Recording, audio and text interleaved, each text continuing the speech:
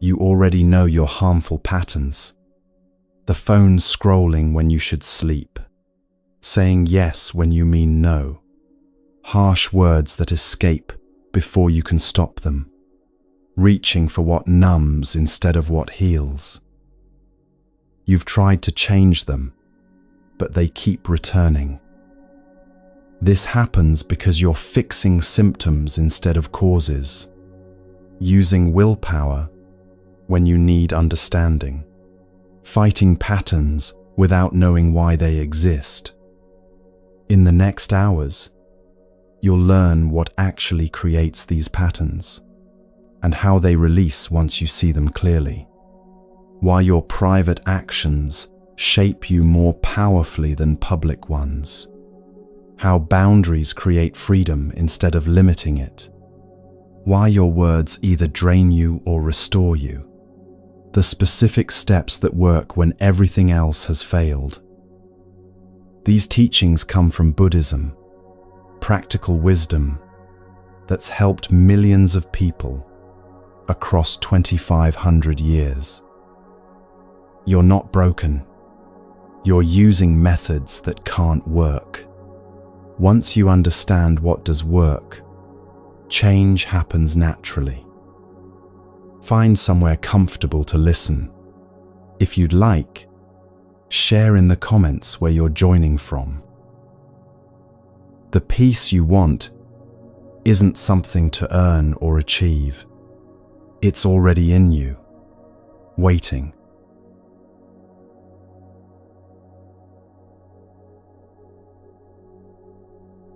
There's a pattern that runs through human life, so common we barely notice it. You achieve something you've wanted for months. The promotion, the relationship, the purchase, the accomplishment, and for a brief moment, you feel satisfied. Finally, this is it. Then, within days, or sometimes hours, the restlessness returns. The satisfaction fades. You're searching again. Maybe you tell yourself you need the next thing, the next level, the next achievement, the next experience. Or maybe you wonder what's wrong with you. Why can't you just be happy? Why does nothing ever feel like enough? The Buddha spent 6 years investigating this exact question, not as philosophy, but as urgent personal need. He had everything: wealth, comfort, pleasure, status, and still felt the restlessness underneath, the sense that something essential was missing. What he discovered became the foundation of Buddhism, and it's radically different from what most people assume. He didn't discover that desire is bad or that you should want less. He discovered something more precise. We're seeking the right thing in the wrong place. Everyone wants peace, satisfaction, relief from restlessness. That longing is natural, even necessary. The problem isn't what we want. It's where we're looking for it. Let me show you what this means in actual life. Think about your phone. You pick it up dozens, maybe hundreds of times each day. Why? Usually not because someone contacted you. You checked 30 seconds ago and nothing was there. You pick it up because of a feeling, a restlessness, a void, a need for something. The phone promises relief. Maybe this time there will be a message, a like, a notification that makes you feel seen, valued, connected. And sometimes there is. You get a hit of satisfaction. Your chest loosens. Someone noticed you. You matter. But within minutes, the restlessness returns. You reach for the phone again. This is what the Buddha called compensation. It's not exactly happiness, though it feels similar. It's temporary relief from an underlying discomfort. And here's the crucial part. Compensation makes the underlying discomfort stronger. Think about it. The more you check your phone for validation, the more you need validation from your phone. The more you rely on external approval to feel okay, the less okay you feel without it. Like drinking salt water when you're thirsty, it provides momentary wetness in your mouth, but increases the actual thirst. This pattern appears everywhere once you see it. Work becomes compensation. You achieve something, feel valuable for a moment, then need the next achievement to maintain that feeling. The satisfaction used to last weeks, then days. Now it barely lasts hours before you're anxious about the next thing. Relationships become compensation. You need your partner to make you feel lovable, your friends to make you feel interesting, your family to make you feel worthy. When they provide it, you feel temporarily whole. When they don't, you feel desperate or angry. You're outsourcing your sense of okayness to other people. Shopping becomes compensation. The new thing promises to complete you, solve the problem, provide lasting satisfaction. It does, for maybe a day. Then it's just another thing you own, and the restlessness returns. Food, alcohol, substances, entertainment, travel, success, beauty, knowledge, anything can become compensation. The question isn't what you're using. It's whether you're seeking lasting satisfaction from something that can only provide temporary relief. Buddhism calls this fundamental confusion. We're disconnected from our actual nature, which is already peaceful, already satisfied, already whole, by layers of misunderstanding. These layers are called veils. Veils aren't punishments or sins. They're simply confusion. Mistaken ideas about where happiness comes from, what creates suffering, who you actually are. The first veil is conceptual. Wrong ideas. I'll be happy when I achieve this. I need that person to approve of me, to be okay. More will make me satisfied. These thoughts feel true. They direct your entire life, but they're based on misunderstanding. The second veil is emotional. Patterns of craving what you don't have, pushing away what you do have, ignoring what doesn't immediately seem relevant to your happiness project. These emotional habits feel like your personality. They're actually learned patterns that keep you cycling through the same suffering. The third veil is behavioral. The actions you repeat automatically, reaching for the phone, saying yes when you mean no, overworking, over-consuming, withdrawing, attacking. These behaviors create consequences that reinforce the confusion. The fourth veil is the world these create. When you seek happiness through achievement, you create a life that requires constant achievement. When you seek it through approval, you create relationships based on performance. Your external circumstances reflect and reinforce your internal confusion. Under these veils is what Buddhism calls your true nature. Not a mystical concept, something practical and immediate. It's the awareness that's present right now as you listen to this. The capacity to experience, to know, to be. This awareness doesn't need achievements or approval or possessions to exist. It simply is. Right now, even with all your problems and patterns, that awareness is here, peaceful by nature. Not because everything in your life is perfect, but because awareness itself isn't troubled by the content it holds. Like the sky isn't damaged by storms. This might sound abstract, so let me make it concrete. Think about a moment when you felt genuinely at peace. Not the excitement of getting something you wanted. Actual peace.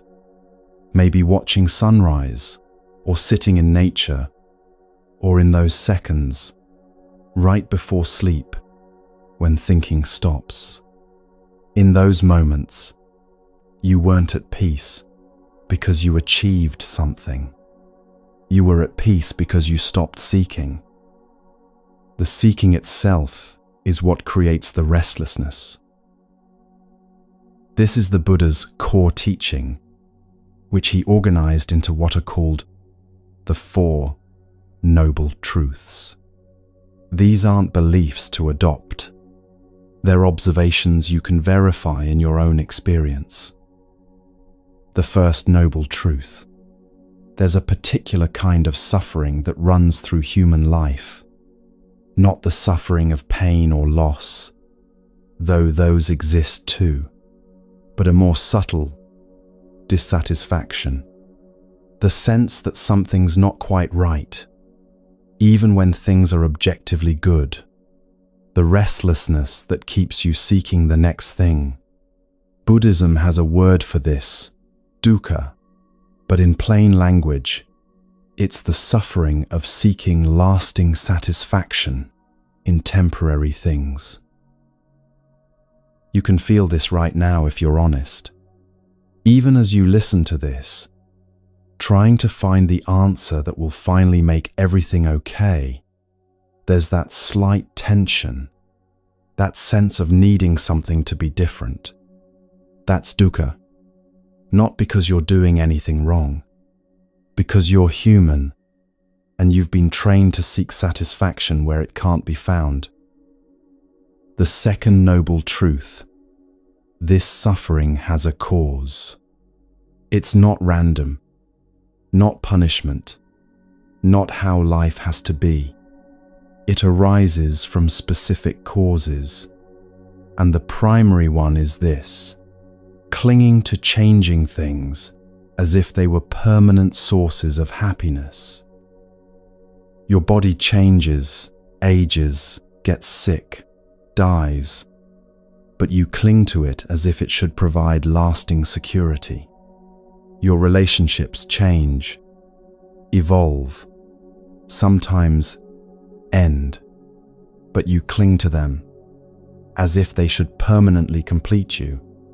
Your achievements, possessions, status, beauty, strength, all changing, all temporary, all desperately clung to as sources of lasting satisfaction. The clinging itself creates the suffering, not the changes. Change is natural. Clinging to what changes is what hurts. The third noble truth. Because this suffering has causes, it can end. Not by getting everything you want or achieving perfect circumstances. By removing the causes, by releasing the clinging, by seeing through the veils that create the confusion. And the fourth noble truth. There's a specific path that removes these causes. a practical method that's been tested by millions of people across 25 centuries. It works not because it's spiritual or mystical, but because it addresses the actual source of suffering. Let me show you how this operates in real life. Someone spends years building their career, believing that success will finally make them feel valuable and secure. They achieve each goal, and yes, there's satisfaction. For a few days, they feel accomplished. Then the emptiness returns. They tell themselves the goal wasn't big enough. They need the next level. So they work harder, sacrifice more, finally reach that level. Same pattern. Brief satisfaction, then emptiness.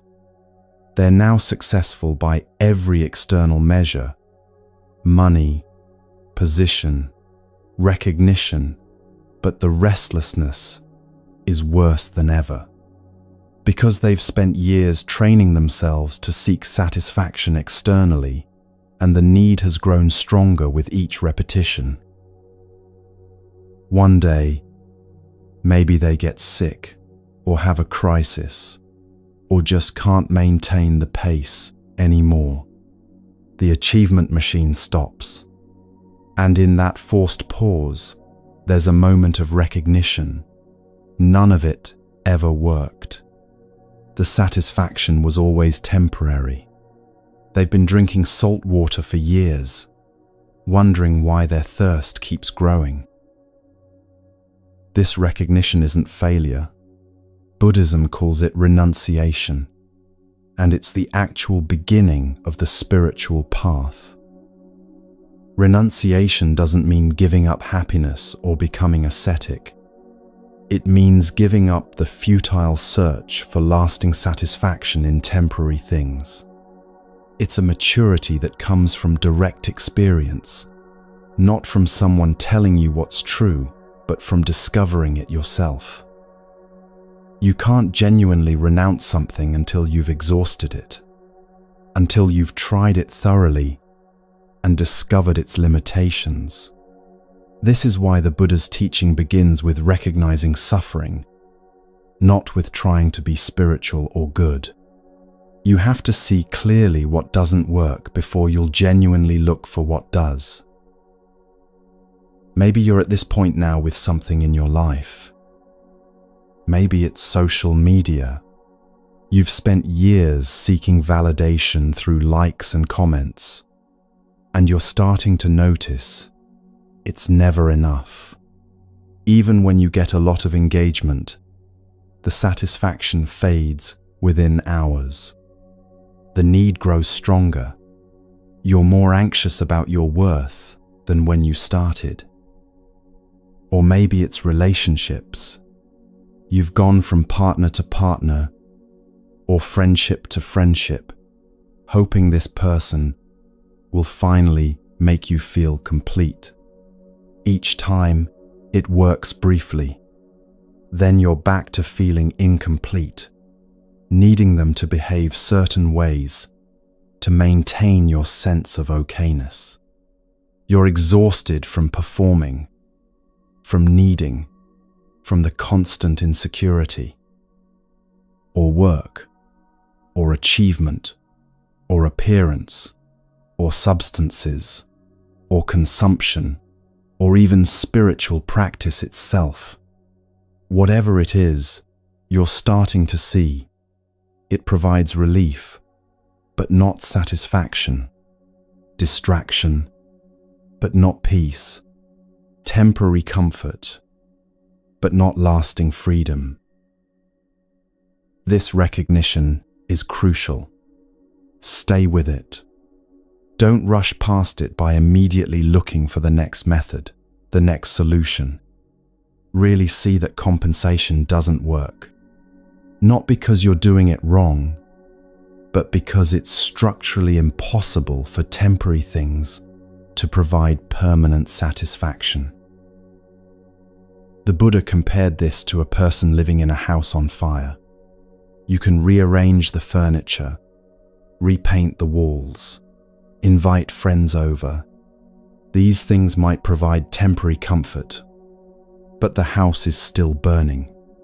At some point, you need to leave the house. Leaving the house means stopping the search for happiness in compensation methods. Not because those things are evil or wrong, because they're fundamentally inadequate for what you're actually seeking. What you're actually seeking is relief from the sense of separation, the feeling that something essential is missing, the restlessness that drives the endless search. And here's what Buddhism teaches. That relief isn't somewhere else to find. It's already present when you stop seeking. Like the peace that was always in the house when you stop rearranging furniture long enough to notice. This sounds too simple, which is why people usually reject it. Just stop seeking? That can't be the answer. I need to do something, achieve something, become something different. But that reaction is exactly the pattern we're examining. The belief that you're incomplete and need to acquire something to become complete. This belief is the veil. It's not true, but it feels true, so you organize your entire life around it. Let me be clear. This doesn't mean you stop having goals or enjoying things. It means you stop asking temporary things to provide permanent satisfaction. You can work, achieve, have relationships, enjoy pleasure, but not as methods to complete yourself, because you're already complete, just covered by the belief that you're not. Right now, as you listen to this, notice what's actually happening. You're aware. Thoughts appear in that awareness. Feelings appear in it. Sounds, sensations, everything you experience appears in awareness. But awareness itself, the knowing quality that makes experience possible, isn't lacking anything. It doesn't need achievements or approval to be what it is. This awareness is your actual nature, not a thing you have, but what you most fundamentally are. And it's already at peace, already satisfied, already free. The restlessness appears in it, but doesn't touch it, like clouds appearing in sky that remains clear. The entire Buddhist path is about recognizing this, not as a concept, but as direct experience. And the first step is seeing clearly what's covering it, the veils of confusion, the compensation methods, the seeking itself. So where are you in this? What are your compensation methods? What do you reach for when the restlessness rises? Maybe it's your phone, food, work, shopping, television, planning, worrying, helping others to avoid helping yourself. These aren't moral failures. They're learned strategies that once provided genuine relief. At some point, reaching for your phone actually did make you feel better. Achieving something actually did create satisfaction. The relationship actually did make you feel complete. The problem isn't that these never worked. It's that they can't keep working. They're designed for temporary relief, not lasting satisfaction. Using them for lasting satisfaction is like using a Band-Aid for surgery. It's not that Band-Aids are bad. They're just inadequate for what you're asking them to do. And maybe you're at the point where the compensation methods are breaking down. What used to provide relief doesn't anymore. You've increased the dose. More checking, more achieving, more consuming, but the satisfaction keeps decreasing. You're working harder for less return. The phone doesn't soothe you like it used to. The achievement feels hollow even as you're receiving praise. The relationship that was supposed to complete you just reveals how incomplete you feel. This breakdown feels like crisis. Buddhism sees it as opportunity. Because when compensation methods stop working, you're finally positioned to look for what does work. Not another compensation method at a higher level, but a fundamentally different approach. That approach begins with honesty about what creates suffering and what creates peace. Not what you've been told, not what you hope is true, but what you've actually experienced. In your actual experience, has seeking happiness through achievements led to lasting satisfaction or increasing need for more achievements? Has seeking validation from others made you more secure or more dependent on their approval? Has accumulating possessions, experiences, relationships made you feel more complete or revealed how incomplete you feel without them? Be honest, not to judge yourself, but to see clearly, because clarity is what removes the veils.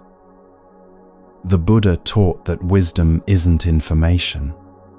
It's seeing things as they actually are. And the first thing to see clearly is this: seeking lasting happiness in temporary things creates suffering, not satisfaction.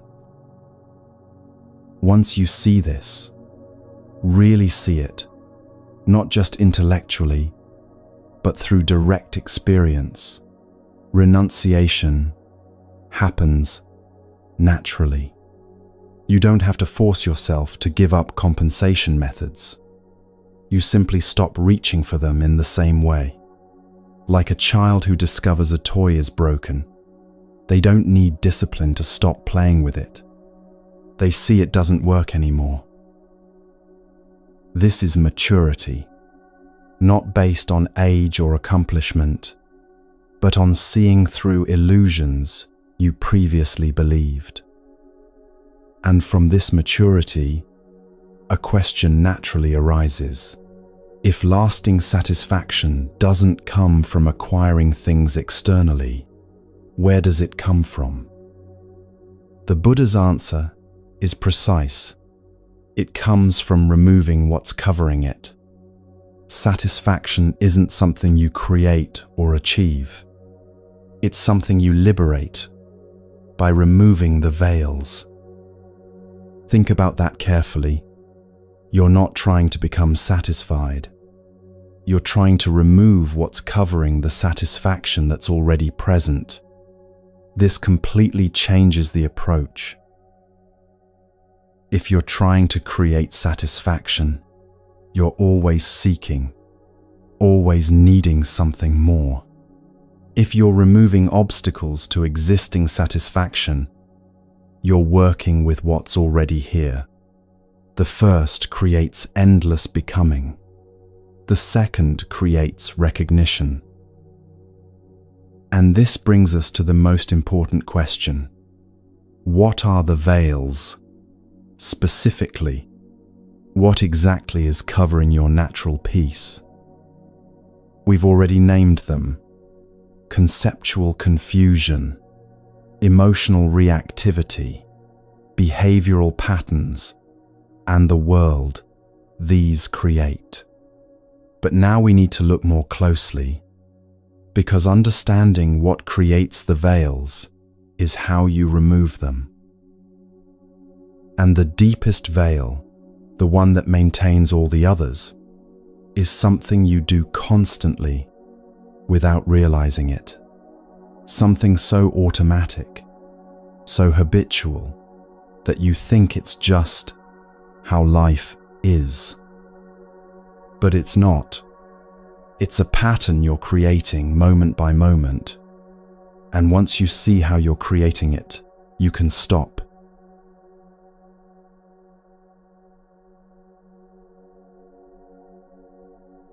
Here's something most people never consider. You're being shaped more by what you do in private than what you do in public. Not by the visible moments when others are watching, but by the hidden ones when you think it doesn't count. The way you speak to yourself when you make a mistake. What you do when you're alone with your phone. The shortcuts you take when no one will know. The thoughts you repeat in your mind about yourself and others. The small dishonesties that seem insignificant.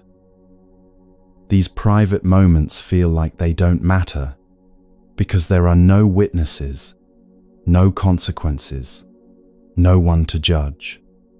But someone is always watching. You. And you're the one who has to live inside the person these actions are creating. The Buddha taught something radical about this. He said that every voluntary action through body, speech, or mind leaves an imprint, creates momentum, shapes who you're becoming. Nothing is neutral. Nothing disappears without trace.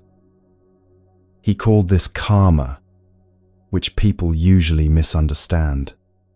They think it means cosmic punishment or some mystical force keeping score. It's simpler and more practical than that. Karma just means action and consequence, cause and effect operating through your choices. You plant seeds through what you do, and those seeds grow into your future experience. Not because the universe is judging you, but because actions have natural results. Let me show you how this operates in a way you can verify right now. Think about your computer or phone. Sometimes it freezes. The screen stops responding. Nothing seems to be happening. But you keep typing anyway, trying to unfreeze it. Then suddenly it catches up, and you see a long string of repeated letters filling the screen from everything you typed while it was frozen. It was all being registered. Every keystroke. You just couldn't see it happening. Your life works the same way. You speak harshly to yourself in the bathroom mirror. No one else hears it, but it registers in your nervous system, your self-concept, the way you'll speak to yourself tomorrow. You lie about something small when you're alone, exaggerate on a form, take credit you didn't earn, pretend you did something you didn't. No one catches you, but it registers in how you see yourself, how much you trust yourself, how fragmented you feel. You judge someone silently, create elaborate criticisms in your mind that never leave your head. They never know, but it registers in your heart, your capacity for empathy, your relationships with everyone. The private actions are creating you more powerfully than the public ones, because the public ones you monitor, control, adjust based on consequences. The private ones you do unconsciously, repeatedly, assuming they don't count. but they count most. Most people live split lives without realizing it. There's the person they are in public, controlled, appropriate, saying the right things, doing what's expected. And there's the person they are in private, harsh, undisciplined, indulgent, critical, chaotic. They think this split is normal. Everyone does it. You need to be different in public than you are in private. That's just being human. But this split creates specific suffering. Insomnia that has no clear cause. Anxiety that doesn't connect to anything obvious. Restlessness during moments that should be peaceful. Meditation that feels blocked. A sense of being at war with yourself. You think something external is causing these symptoms, but often you're generating them internally through the discord between who you want to be and who you're being when no one's watching. Let me paint a picture you might recognize. Someone wakes up with good intentions. Today they'll be patient, kind, present. They meditate for 10 minutes, feel centered, start the day. By 9 in the morning, they're alone with their thoughts. A colleague's email triggers irritation. In their mind, they compose harsh responses they'll never send.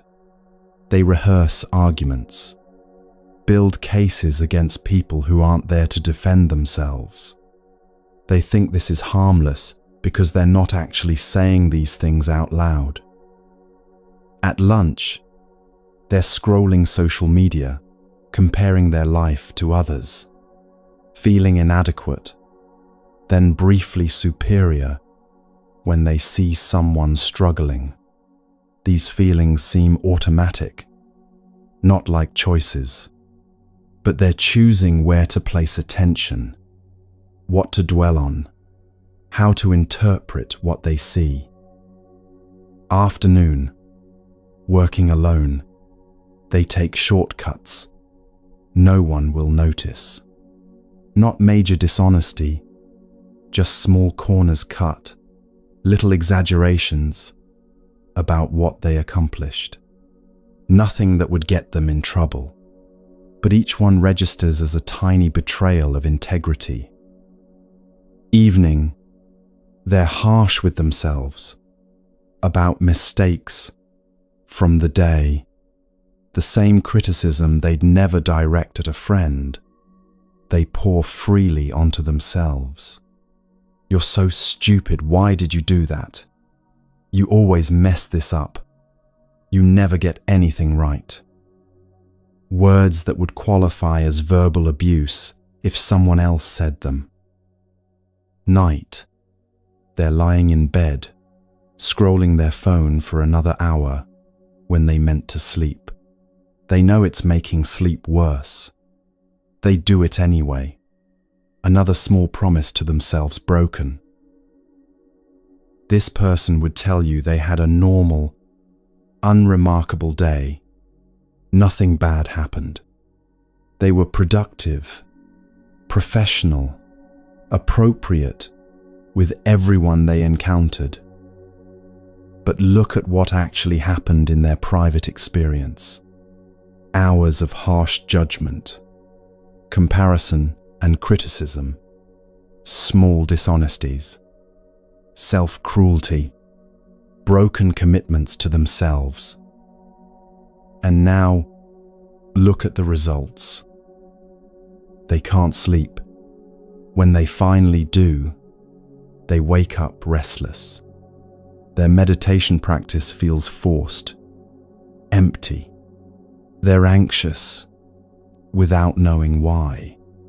Relationships feel strained, even when nothing obvious is wrong. They're exhausted, but can't pinpoint what's exhausting them. They think these symptoms are caused by work, stress, or difficult people, or their circumstances. But they're caused by how they're living when no one's watching. The war they're waging internally is showing up as external suffering. This is what the Buddha meant by karma, not mystical punishment, but direct consequence. The quality of your actions creates the quality of your experience, not eventually, in some future life. Right now, today, in your sleep quality and peace of mind and capacity for relationships. And here's what most people miss. The intensity of the effect depends on 4 specific factors. The Buddha described these as the components of a complete action. When all 4 are present, the action creates powerful results. When some are missing, the effect is weaker or gets diluted by other actions.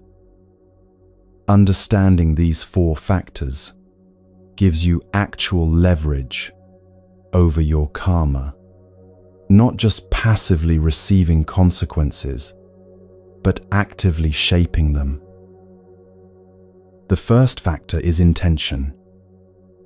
Not just what you do, but the mental state and plan behind it. Why you're doing it, what you want to accomplish, the energy motivating the action.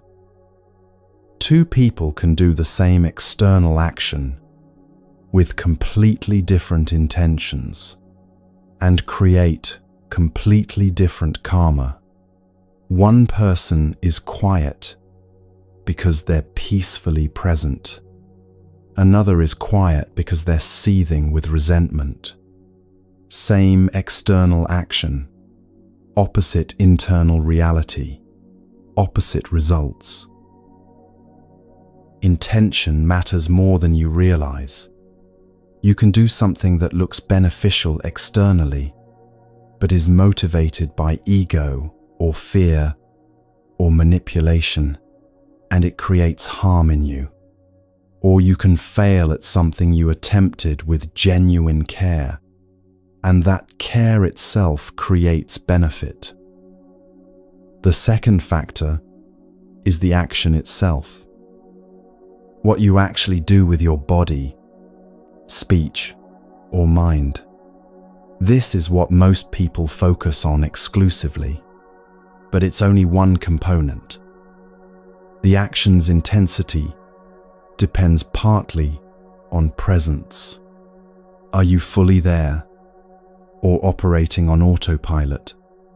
Most actions are semi-conscious, following old patterns, barely registering. These still create effects, but weaker ones. When you're fully present in an action, whether beneficial or harmful, it has much more impact. This is why mindfulness is emphasized in Buddhism, not just for positive actions, but because presence determines intensity. The third factor is completion. Did your intended result actually happen? Did the action land the way you planned? Did it impact others or the world the way you intended? Say you want to undermine a coworker to get their position. You have the intention, clear desire born from envy. You take the action, speak to your boss, frame yourself as the better candidate, cast doubt on your colleague. If your plan works, you get the position. Your colleague is demoted or fired. That's a complete action. All 4 factors are present, and the karmic impact is strong and specific. But if your boss sees through it, if your colleague keeps their position, and you gain nothing, the action is incomplete. The intention and action still affect you. You still feel the envy, the willingness to harm, the scheming energy. But without completion, it doesn't create the full external consequence. Most actions don't complete as planned. Life is messy. Intentions meet resistance. Actions don't land cleanly. Results are mixed or delayed. This is why karma feels complicated. Most actions are incomplete, combining with other incomplete actions in unpredictable ways. But the fourth factor is where your real power lives. It's how you evaluate what happened afterward. Your reflection on the action, whether you rejoice in it or regret it, how you metabolize what you've done. This factor can completely transform the karma you've created. If you do something harmful, lie, speak harshly, act out of envy or anger, but then genuinely recognize the harm and regret it, that regret weakens the karmic imprint. The more honest and complete your regret, the more it neutralizes the action. Regret here doesn't mean wallowing in guilt or self-hatred. Those just create more harm. It means clear recognition. This action created suffering in me and possibly in others, and I don't want to repeat it. That clarity itself interrupts the pattern. And the opposite is equally true. If you do something beneficial, practice generosity, speak kindly, act from wisdom, and then genuinely appreciate having done it, that appreciation multiplies the effect. You're reinforcing the pattern, making it more likely to repeat, deepening the beneficial imprint. This is revolutionary when you actually apply it. It means you're not helpless about your karma. You're not just receiving consequences from past actions. You're actively shaping those consequences through how you reflect on what you've done. You meditated this morning, but barely registered it. Just another thing on your list. The beneficial effect is there, but weak. But if you pause afterward and genuinely appreciate it, feel gratitude for having taken that time, recognize the value of the practice, rejoice in having done it, you multiply the benefit. You're training yourself not just to meditate, but to value meditation. That makes it sustainable. Or you spoke harshly to someone. In the moment, you felt justified, but later, you recognize that harshness created suffering, unnecessary pain, damaged connection. You feel genuine regret, not guilt that paralyzes you, but clear recognition that strengthens your commitment to speak differently next time. That regret weakens the harmful karma. If the regret is as strong as the original intention to harm, it can neutralize the action almost completely. This is why Buddhism emphasizes reflection as a practice, not just doing things, but consciously metabolizing what you've done, appreciating beneficial actions, recognizing harmful ones, using the fourth factor deliberately. Most people don't do this. They move through life on autopilot, barely registering what they're doing, never reflecting on it afterward. Actions blur together. Days pass without consciousness. They wonder why they're not changing, why patterns persist, why there's no growth. It's because they're not completing the cycle. Action without reflection is like planting seeds without knowing what you planted. You'll get results, but they'll seem random, out of your control. So here's the practical application. At the end of each day, take 10 minutes. Review what happened, not to judge yourself harshly, but to see clearly. What actions had beneficial intention? Moments of patience, generosity, honesty, care. Even small ones. Letting someone merge in traffic, speaking gently when you could have been harsh, choosing presence over distraction. Acknowledge these. Genuinely appreciate having done them. Feel good about them. This isn't ego or self-congratulation. It's reinforcing patterns you want to strengthen. You're training yourself at the deepest level. Not just behavior, but how you relate to your behavior. Then look at actions that were harmful, moments of harshness, dishonesty, judgment, avoidance. Not to beat yourself up, but to see clearly. This created suffering. I see that.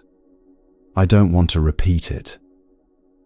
That recognition, clear, honest, without drama, weakens the pattern.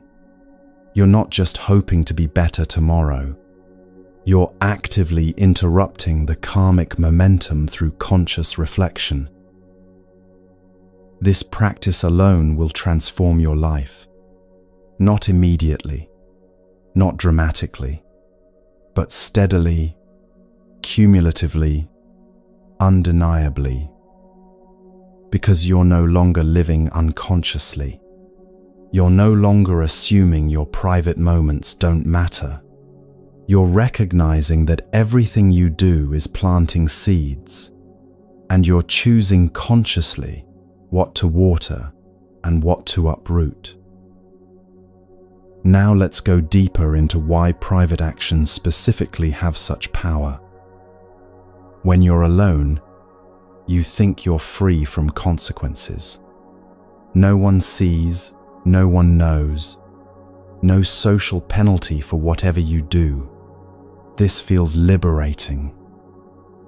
But it's actually when you're most vulnerable to creating harm, because the monitoring of social consequences drops away, and what's left is just you and your habitual patterns.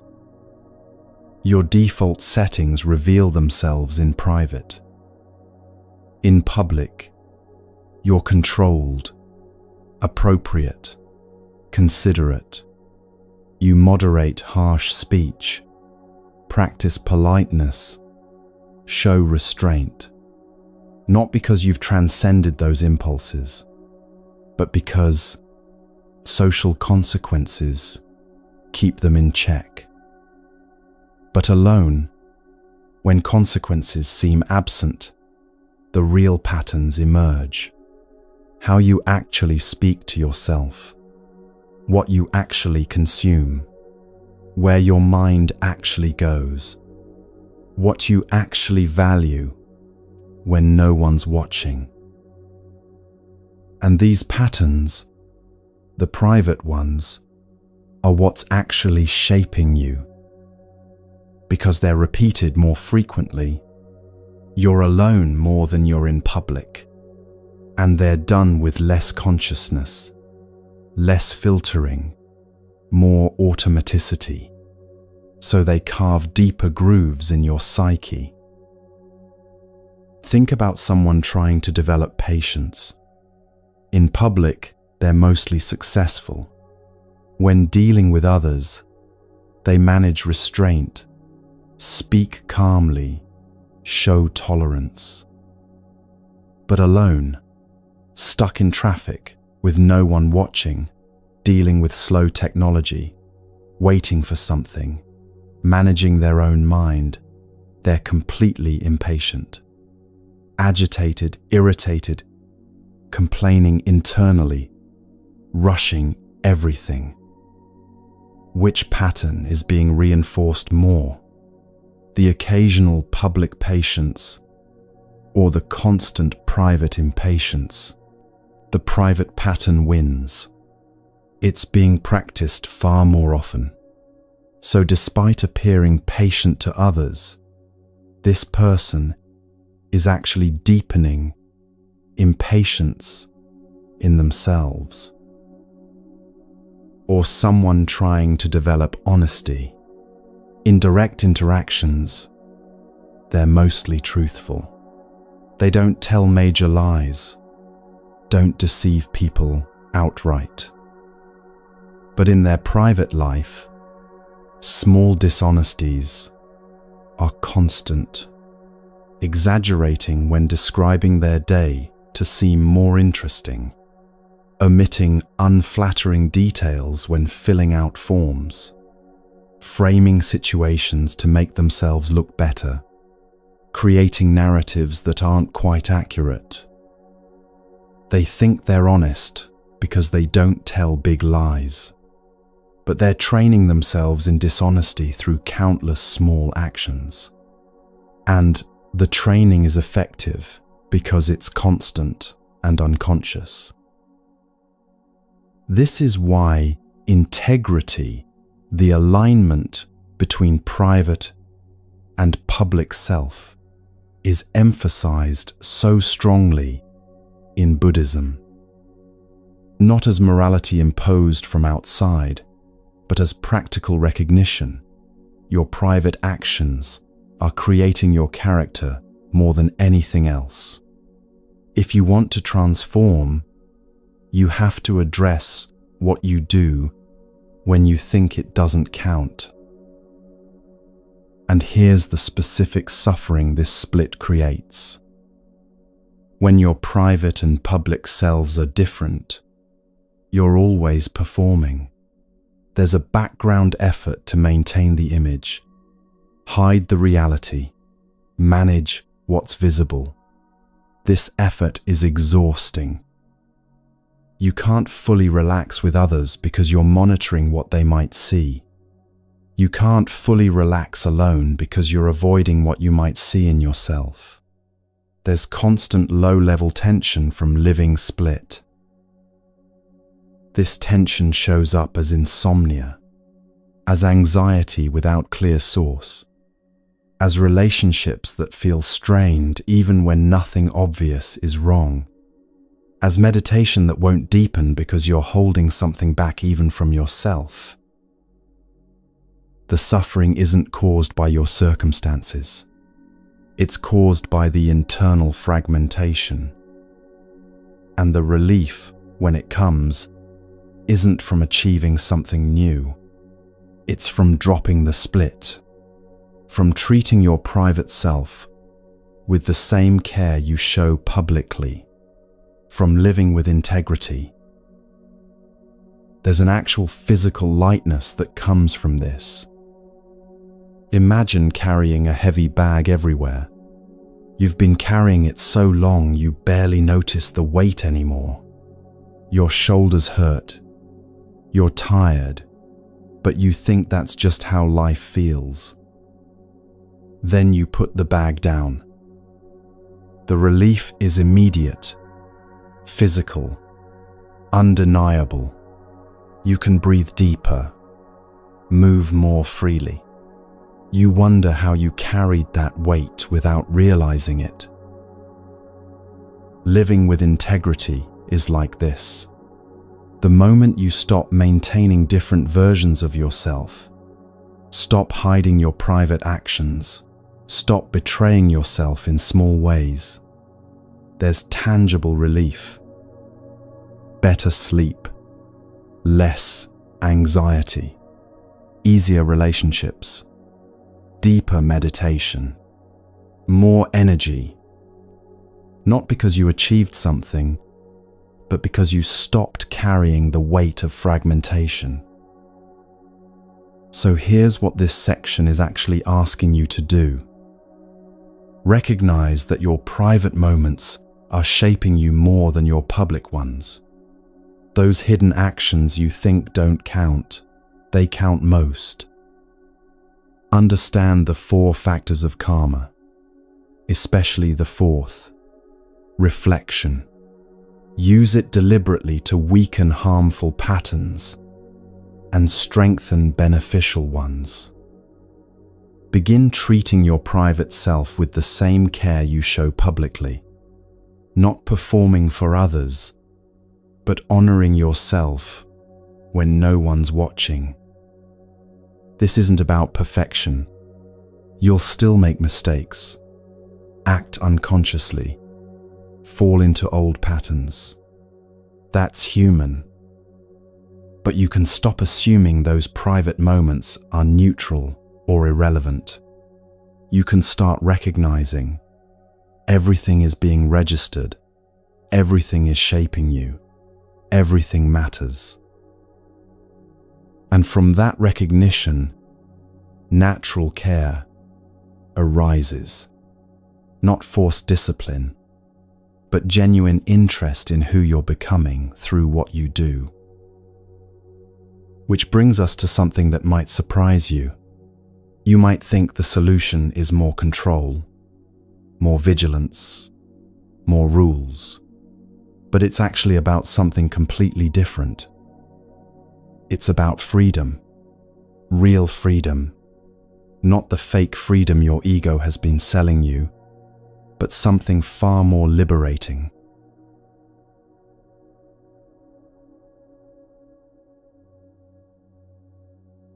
You've been sold a particular definition of freedom your entire life. It goes like this. Freedom means doing whatever you want, whenever you want. No one telling you what to do. No restrictions on your choices.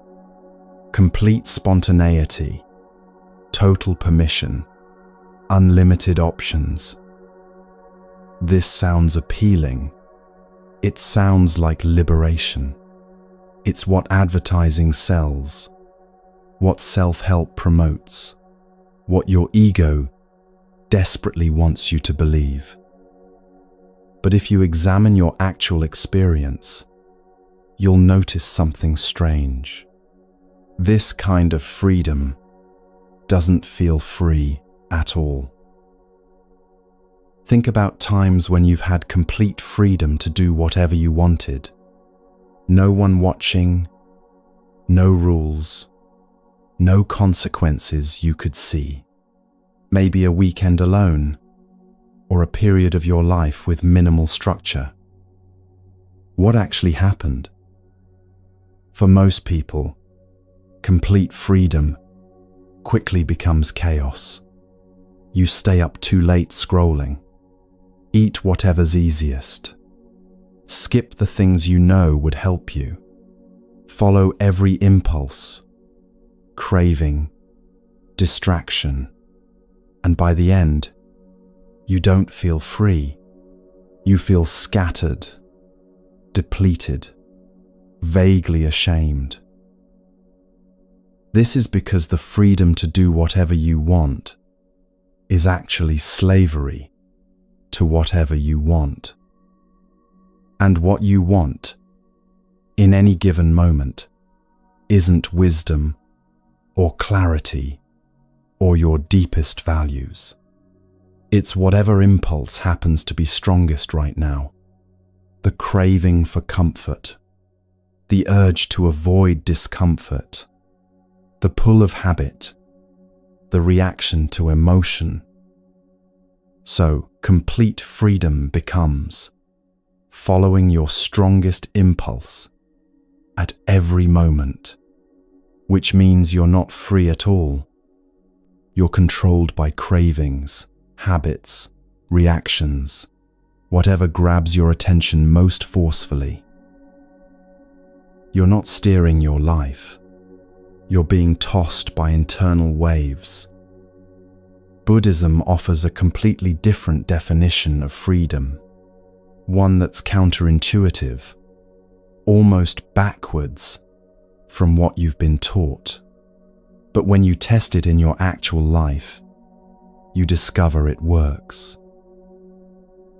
Real freedom is this: your wise self creating boundaries to protect you from your reactive self.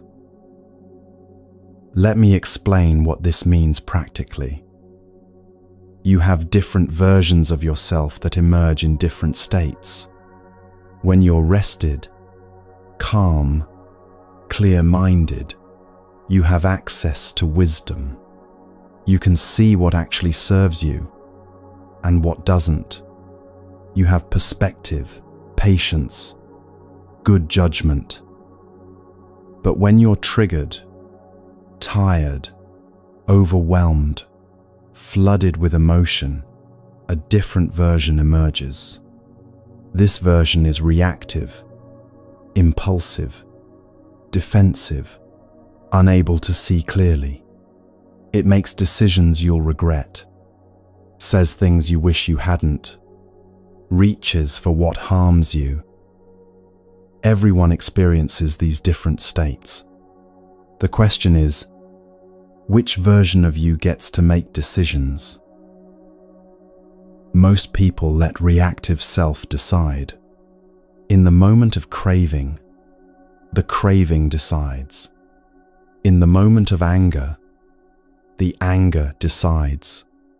In the moment of fear, the fear decides. Then later, when they're calm again, they regret it.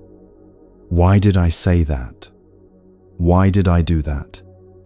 I know better than this. Yes, you do know better, but you're letting the version of you that doesn't know better make the decisions. An ethical code reverses this. When you're clear, calm, wise, that version of you makes decisions for future you, sets boundaries, creates guidelines, establishes commitments that will protect you when you're not clear anymore. This is what Buddhism calls ethical discipline.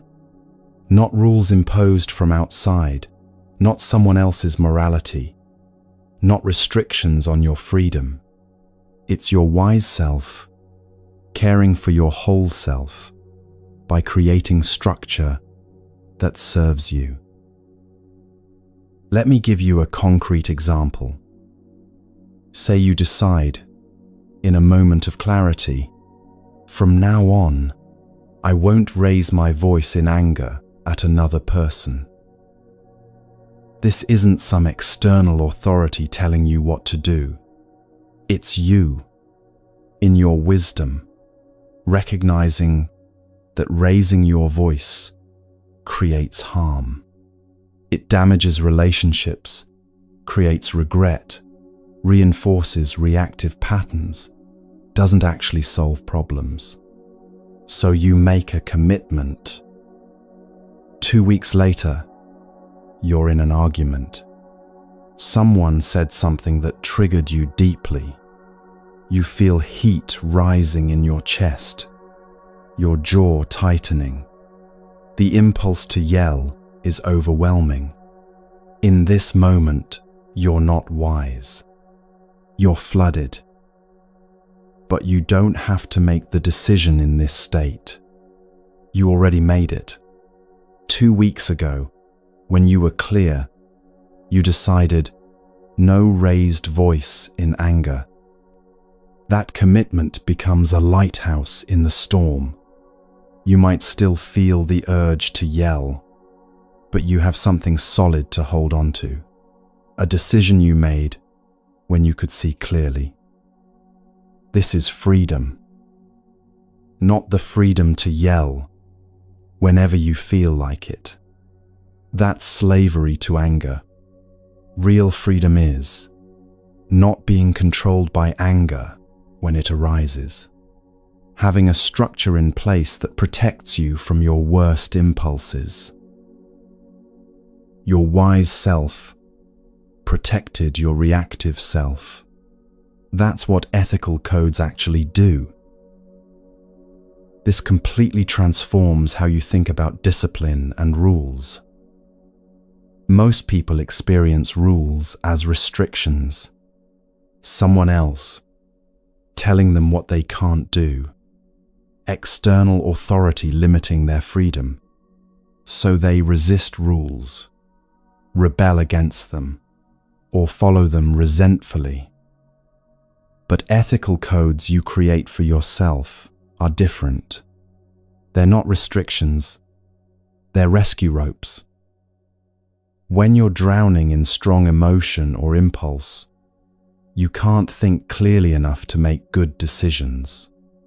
But if you've already set a boundary, when you could think clearly, that boundary saves you.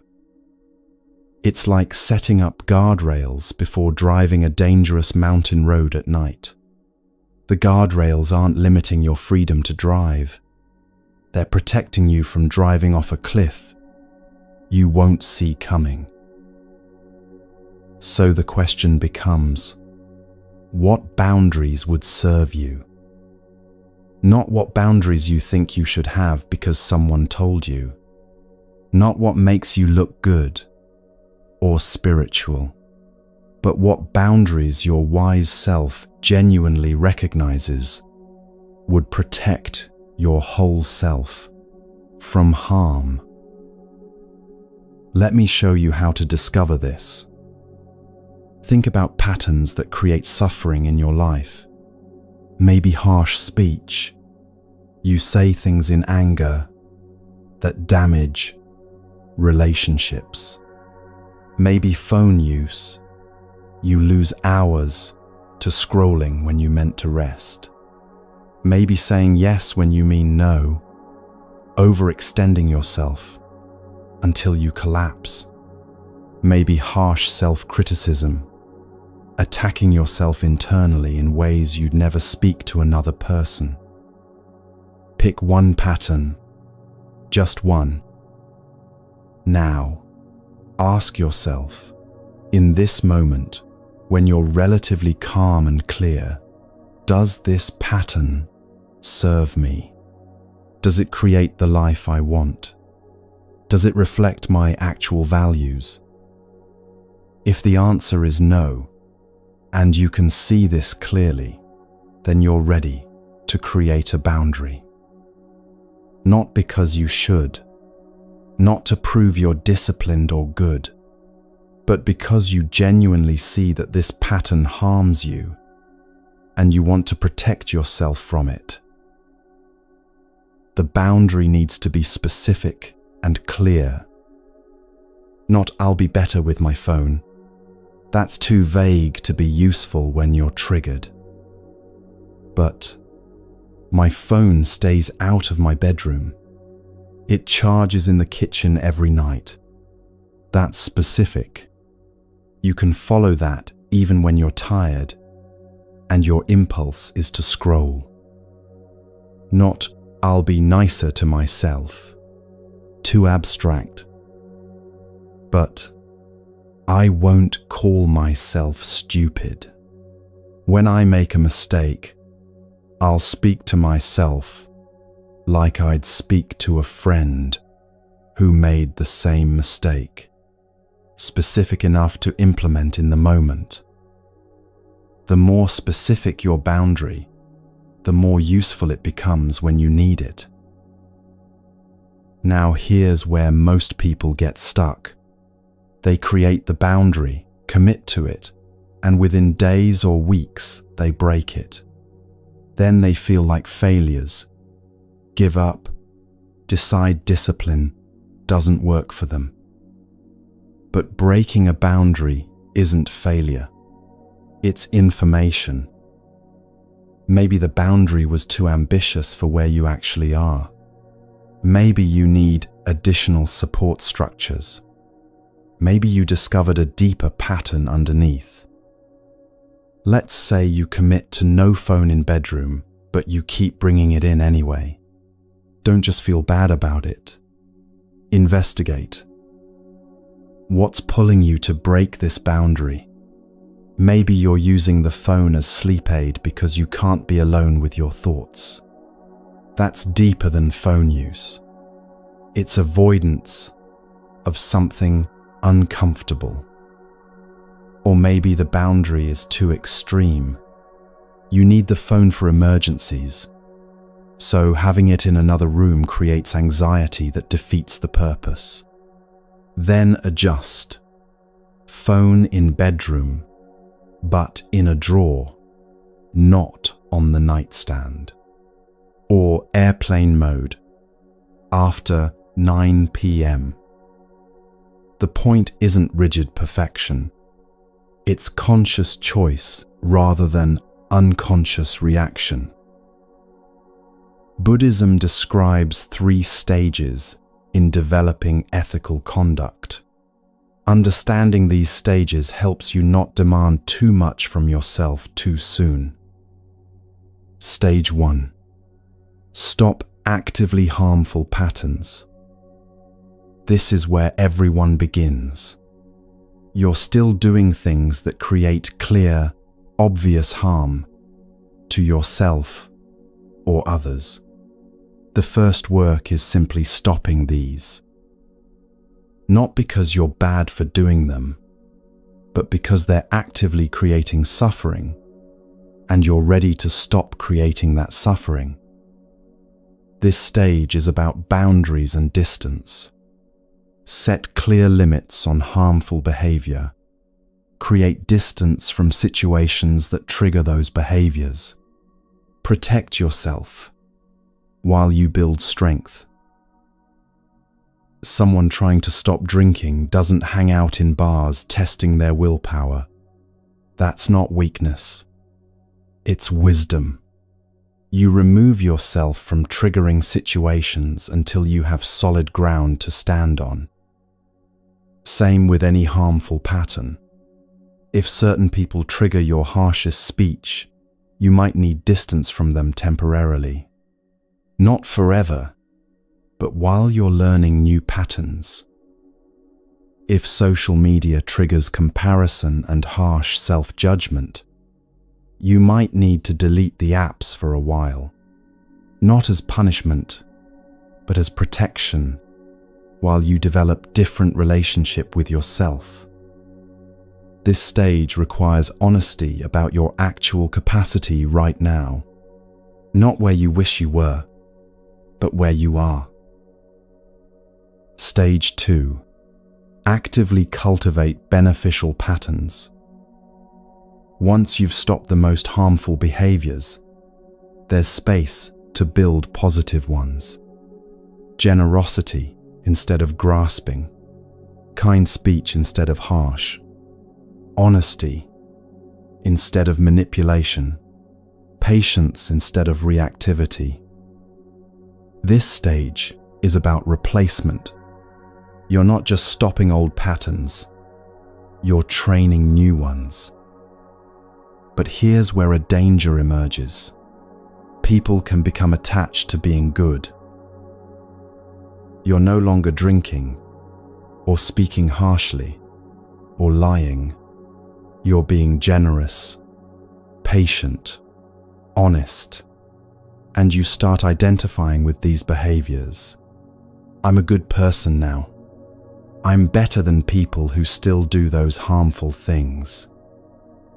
Buddhism calls this Puritanism or moralism, using your good behavior as a new source of pride and comparison.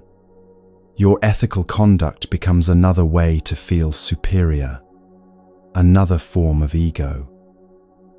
You're no longer being kind because kindness serves everyone.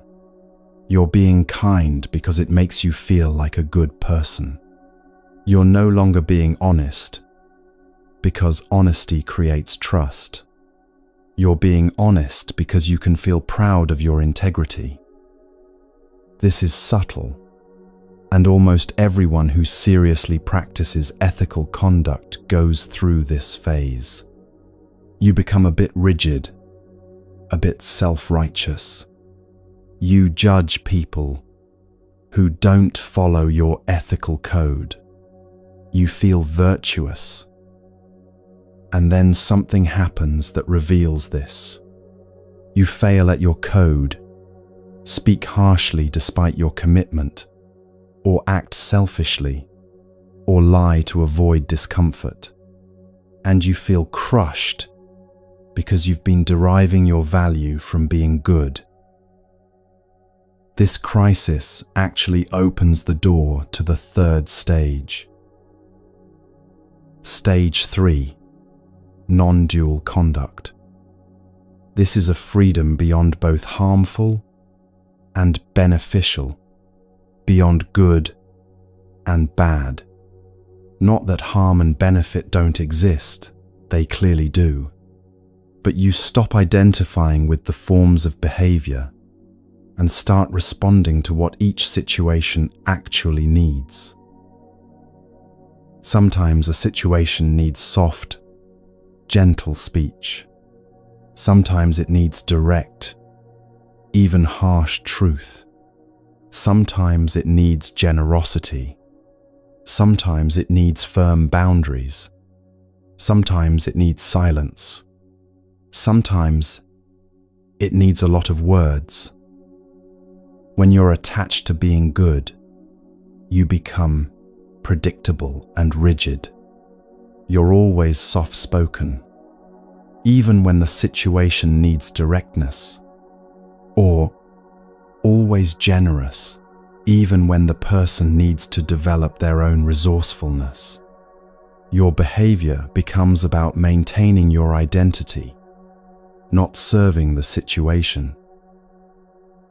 Non-dual conduct means freedom to respond appropriately, not controlled by impulse, but also not controlled by rigid rules, guided by wisdom and compassion that can see what's actually needed. This is advanced. Most people need to thoroughly train in stage 2 before stage 3 makes sense. You can't skip to fluid, situational wisdom if you're still acting harmfully on impulse. But it's useful to know the stages exist. So when you catch yourself being self-righteous about your good behavior, you recognize this is normal. It's part of the process, and there's further to go. Now let's get practical about implementing this in your life right now. You're probably at stage 1 with some behaviors and stage 2 with others. Maybe you've already stopped the most harmful patterns, but you're stuck in unconscious neutral habits that waste energy without obviously helping or harming. Here's how to work with this. Identify your most harmful pattern, the one that creates the most suffering for you or others, the one you most want to stop, but haven't been able to. Now create one simple boundary to address it. Make it specific, measurable, and genuinely motivated by care for yourself. I won't check work email after 7 p.m. I won't speak about people who aren't present. I won't say yes to requests when my first feeling is no. I won't scroll social media when I first wake up. Whatever boundary you choose, write it down. Make it visible. Tell someone you trust, if that helps. But mainly, commit to it clearly when you're in a state of clarity. Then, and this is crucial, plan for when you'll want to break it. You will want to break it. That's not failure. That's how patterns work. The old impulse will arise, strong and compelling. So what will you do in that moment? If your boundary is no phone in bedroom, What will you do at 10:30 p.m. when you're lying in bed and suddenly remember something you wanted to check? Maybe you get up, go to the kitchen, check the one thing, then leave the phone there. Or maybe you write yourself a note to check it tomorrow. Or maybe you practice being with the discomfort of not checking. Have the plan before the moment, because in the moment, you won't think clearly. You'll rationalize, justify, convince yourself this one time is fine. The plan is your wise self helping your reactive self. Also plan for when you do break the boundary, which you probably will, at least at first. What then? Don't collapse into shame or give up entirely.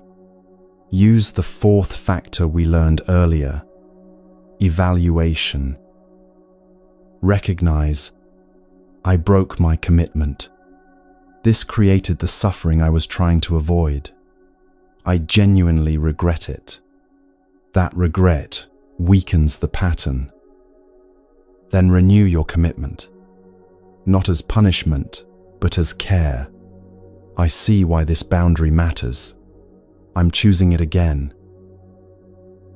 Over time, something shifts. The boundary that initially felt like restriction starts feeling like freedom. You're no longer controlled by the impulse. You have choice, real choice, not just the illusion of choice, while following the strongest craving. And you start noticing the benefits. Without phone in bedroom, you sleep better, wake more rested, feel less anxious, have clearer mornings. Without checking work email at night, your evenings become actually restful. Your mind can settle. Relationships with family improve because you're actually present. Without harsh self-criticism, your inner experience becomes gentler. You have more energy. You're kinder to others because you're not at war with yourself. These aren't abstractions. They're tangible improvements in your daily life. And they come not from achieving something new, but from stopping something harmful. This is what the Buddha meant by ethical conduct being the foundation of practice. You can't meditate deeply if your life is chaos. You can't access wisdom if your mind is constantly agitated by harmful actions and their consequences. You can't experience peace if you're continuously creating suffering through unconscious behavior. Ethical conduct creates the container for everything else. It's like tending a garden. Before you plant flowers, you remove weeds. Before you cultivate beauty, you stop cultivating harm. It's not exciting, but it's essential. And here's what most people don't realize until they try it. Creating boundaries, real, specific boundaries based on your actual wisdom, is empowering, not restricting. You're taking agency over your life, deciding who you want to become rather than being tossed by impulses. The freedom to do whatever you want feels powerful until you realize you're just doing what your conditioning wants. Your cravings want. Your habits want. Your reactivity wants. But creating conscious boundaries based on your values, that's actually exercising free will. That's genuine autonomy. You're no longer a puppet of impulse. You're making choices that reflect who you want to be, not just what you want in this moment. So here's the practice for this section.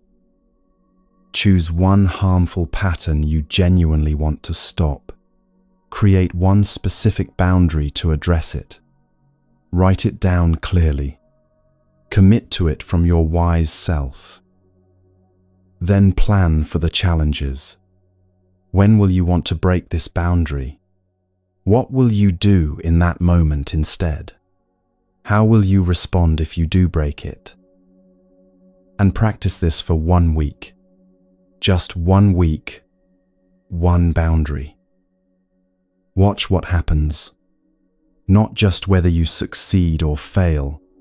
That's less important than you think. But watch how it feels to have a conscious commitment rather than unconscious reaction. Notice when the impulse arises and you have something to hold on to besides willpower. Notice the difference between being controlled by craving and choosing your response. Notice any relief that comes from living more aligned with your actual values. This is the beginning of real freedom. Not freedom from rules, but freedom from being controlled by impulses you didn't choose and don't actually serve you. Your wise self, protecting your reactive self. Your clear mind, making decisions for your confused mind. Your deepest values guiding your moment-to-moment choices. That's what ethical codes actually create. Not restriction, but liberation from the tyranny of impulse. And there's one specific area where these boundaries matter more than almost anywhere else. One domain that affects every single day, every relationship, every moment of peace or agitation you experience. Your words. What comes out of your mouth. How you speak to yourself and others.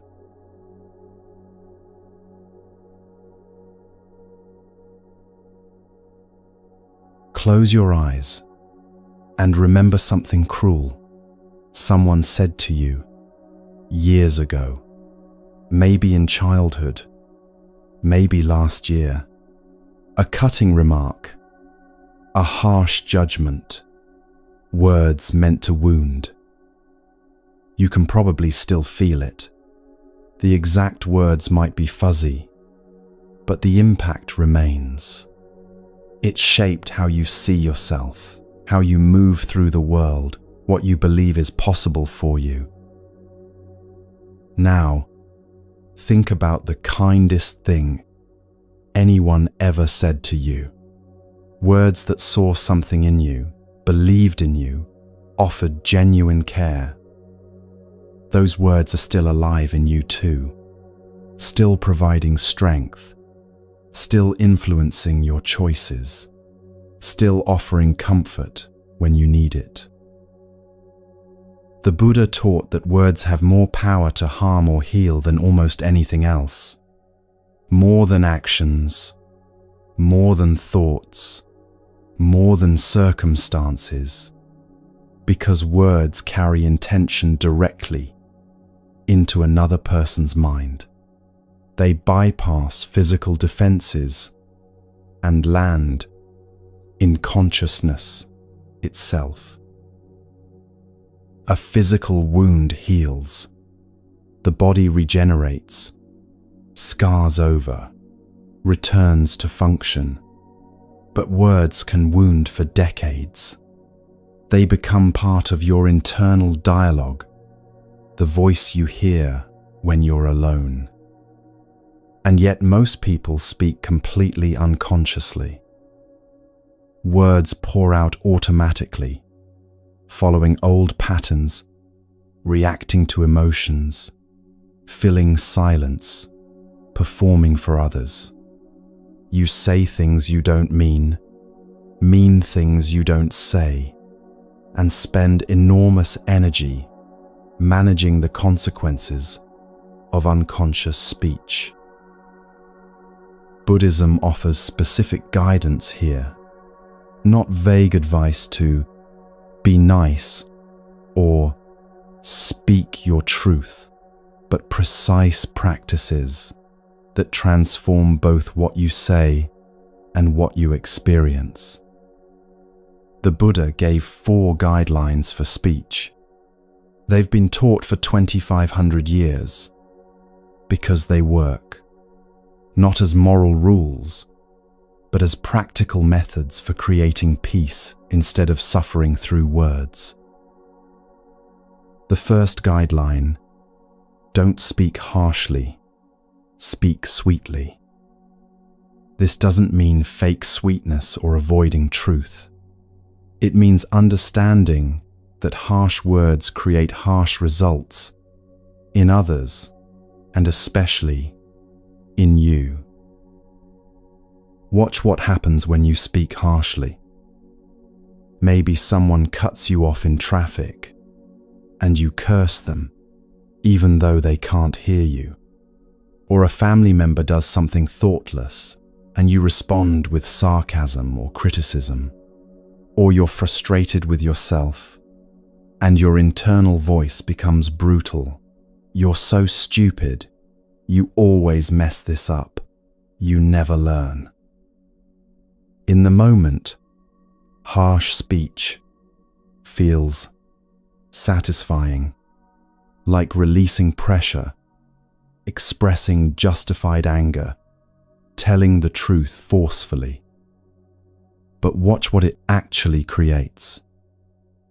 Your body tenses, your jaw tightens, chest constricts, shoulders rise, your heart rate increases, stress hormones flood your system.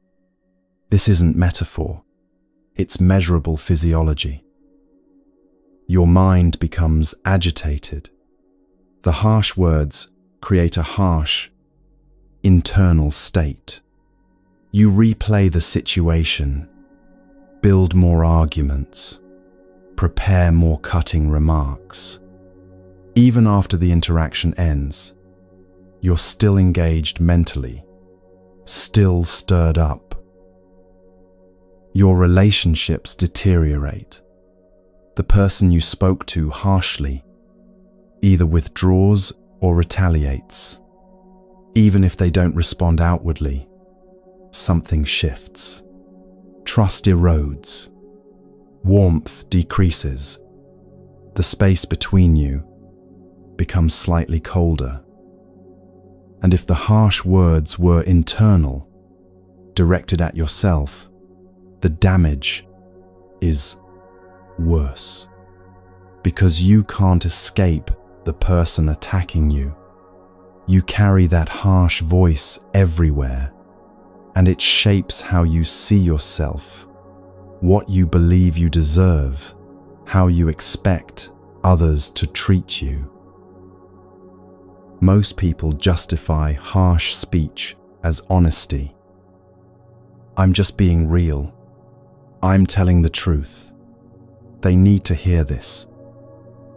But watch closely when someone says this. They don't speak all truths. They select the truth that happens to wound.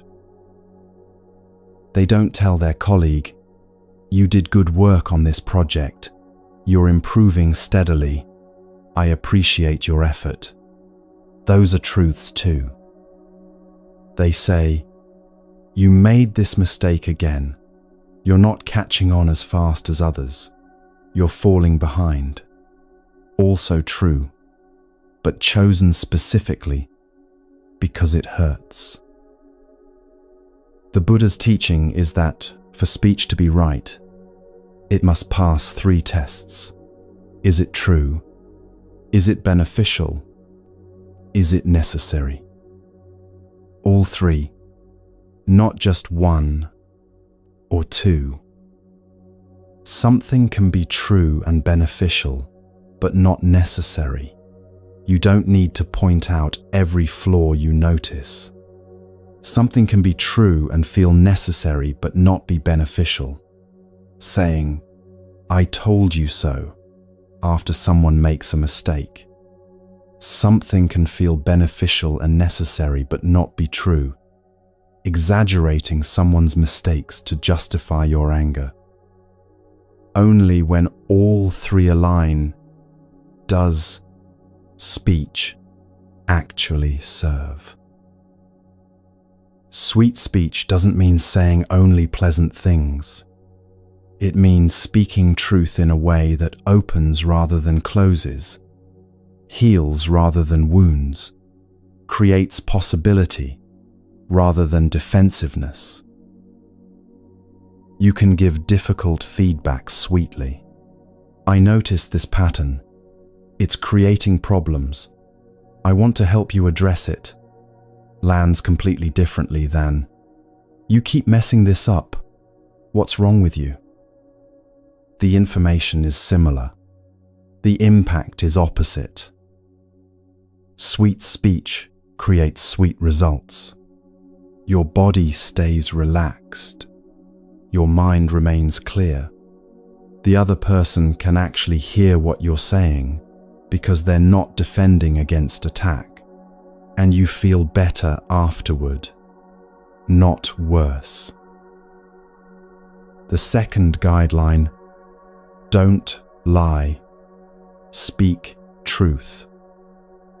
This seems obvious until you watch how much lying actually happens.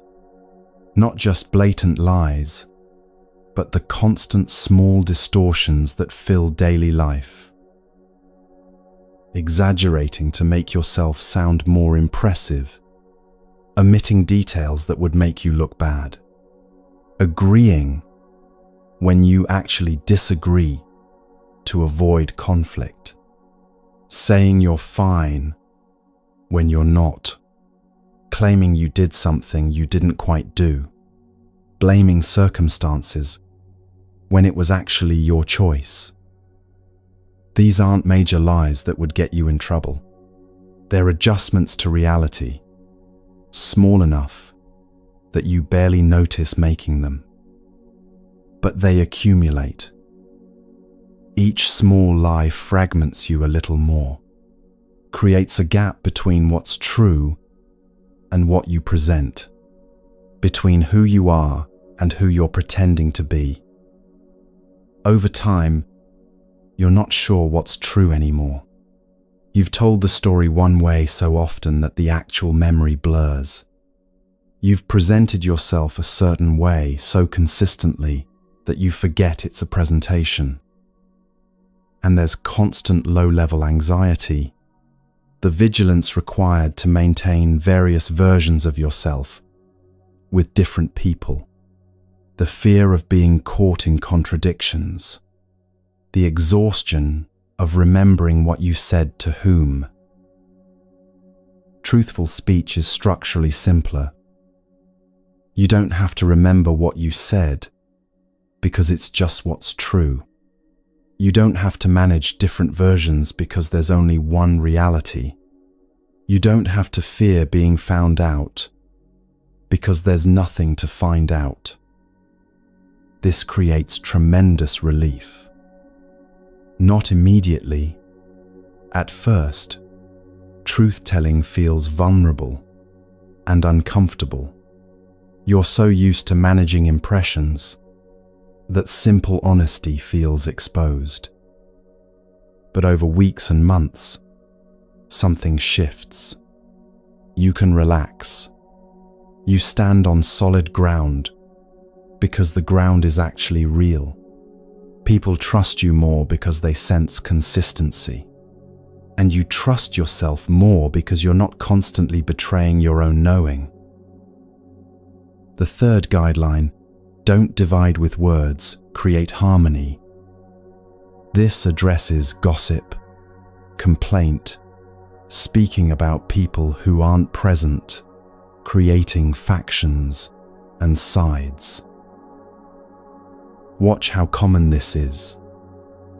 Someone does something you don't like, and instead of addressing it with them, you tell others.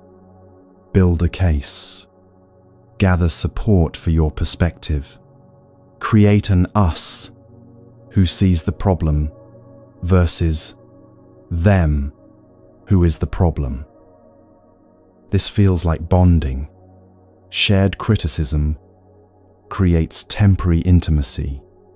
You and your confidant feel close because you're allied against someone else. But notice what it actually creates. The person you spoke about senses something wrong even if they don't know specifics. Energy shifts. Trust erodes. The relationship becomes careful, guarded. The person you spoke to now questions, if you speak this way about others, do you speak this way about me when I'm not there? The intimacy you felt becomes tinged with suspicion, and you carry the energy of division. Your mind holds grudges, rehearses complaints, maintains positions. This creates internal fragmentation and external conflict. The Buddhist practice is speak about people as if they were present. If you wouldn't say it to their face, don't say it about them. If you have an issue with someone, address it with them, not with others. Use words to bridge, connect, create understanding rather than to divide, separate, create sides. This is especially important in families, workplaces, spiritual communities, anywhere you're in ongoing relationship. Division spreads quickly and damages deeply. Harmony requires conscious cultivation. When you must speak about someone not present, speak in ways that increase connection rather than separation. I'm struggling in my relationship with them. I want to understand them better, is different from, let me tell you what's wrong with them. The first seeks insight and repair. The second seeks validation and alliance. Both involve speaking about someone absent, but they create opposite results. The fourth guideline: don't chatter idly, speak when necessary. This is hardest for many people because it challenges the social function of speech. We use talking to fill silence, create connection, establish presence, process thoughts, avoid being alone with ourselves. The Buddhist teaching isn't that you become silent. It's that you become conscious about when speech actually serves and when it's just energy leaving your body. Watch what happens in idle chatter. You're talking with someone, and within minutes, you're discussing someone not present. Then you're talking about entertainment, a show, a movie, a celebrity, validating it as important. Then you're complaining about something, reinforcing your dissatisfaction. None of this serves. It's not connecting you meaningfully. It's not creating understanding or solving problems. It's just habit, automaticity, using words because words are available. And it drains you. Speech requires energy, breath, vocal cords, mental processing, emotional engagement. When you speak constantly without purpose, that energy hemorrhages. You feel tired after social interactions, but don't know why. You wonder why you can't sustain practices that require focus. It's because you're pouring energy out through unconscious speech.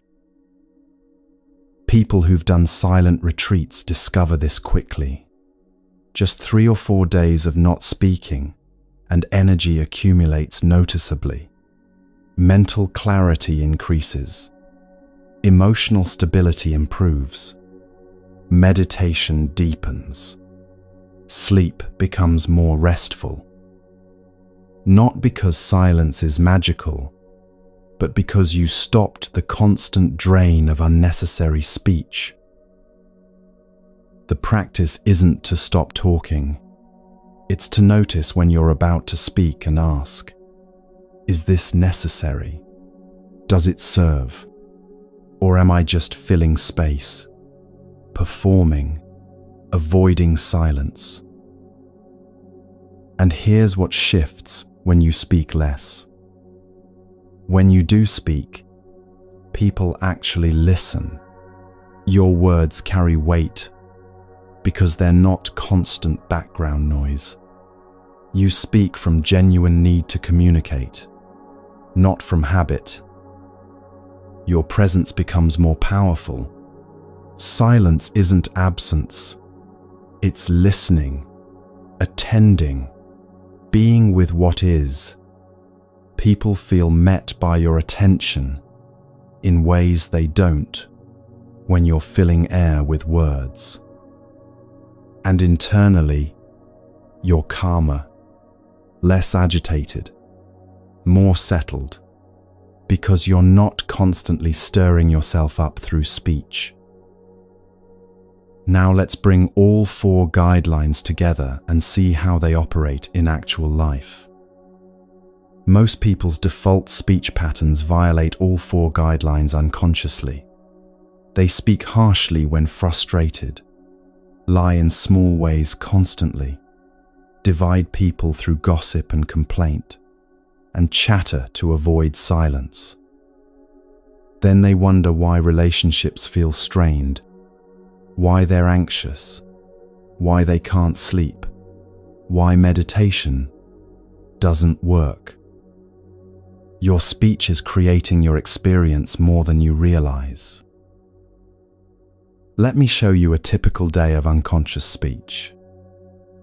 Morning.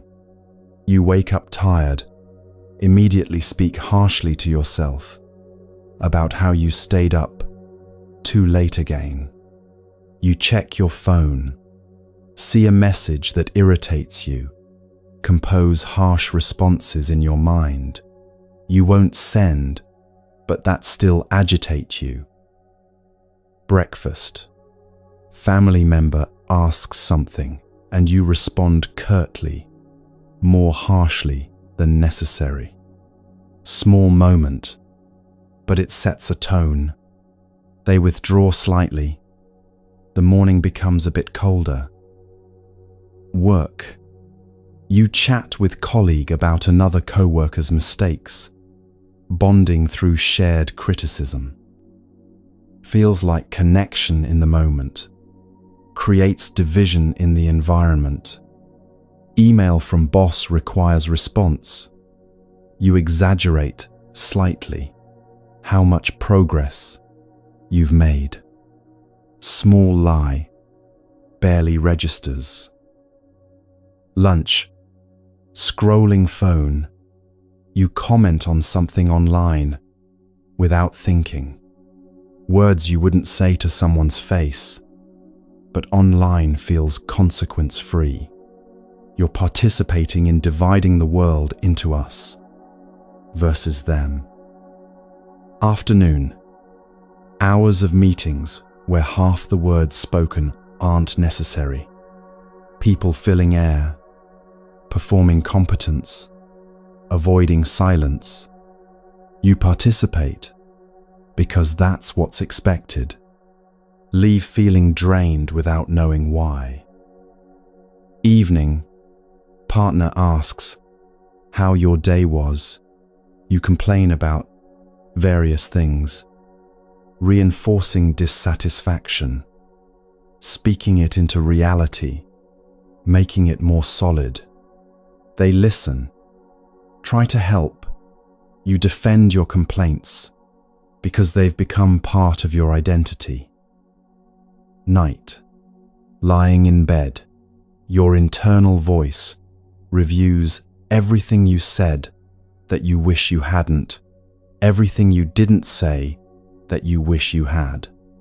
Harsh criticism of yourself for being awkward, too quiet, too talkative, not smart enough. You drift into anxious sleep, wondering why you can't settle.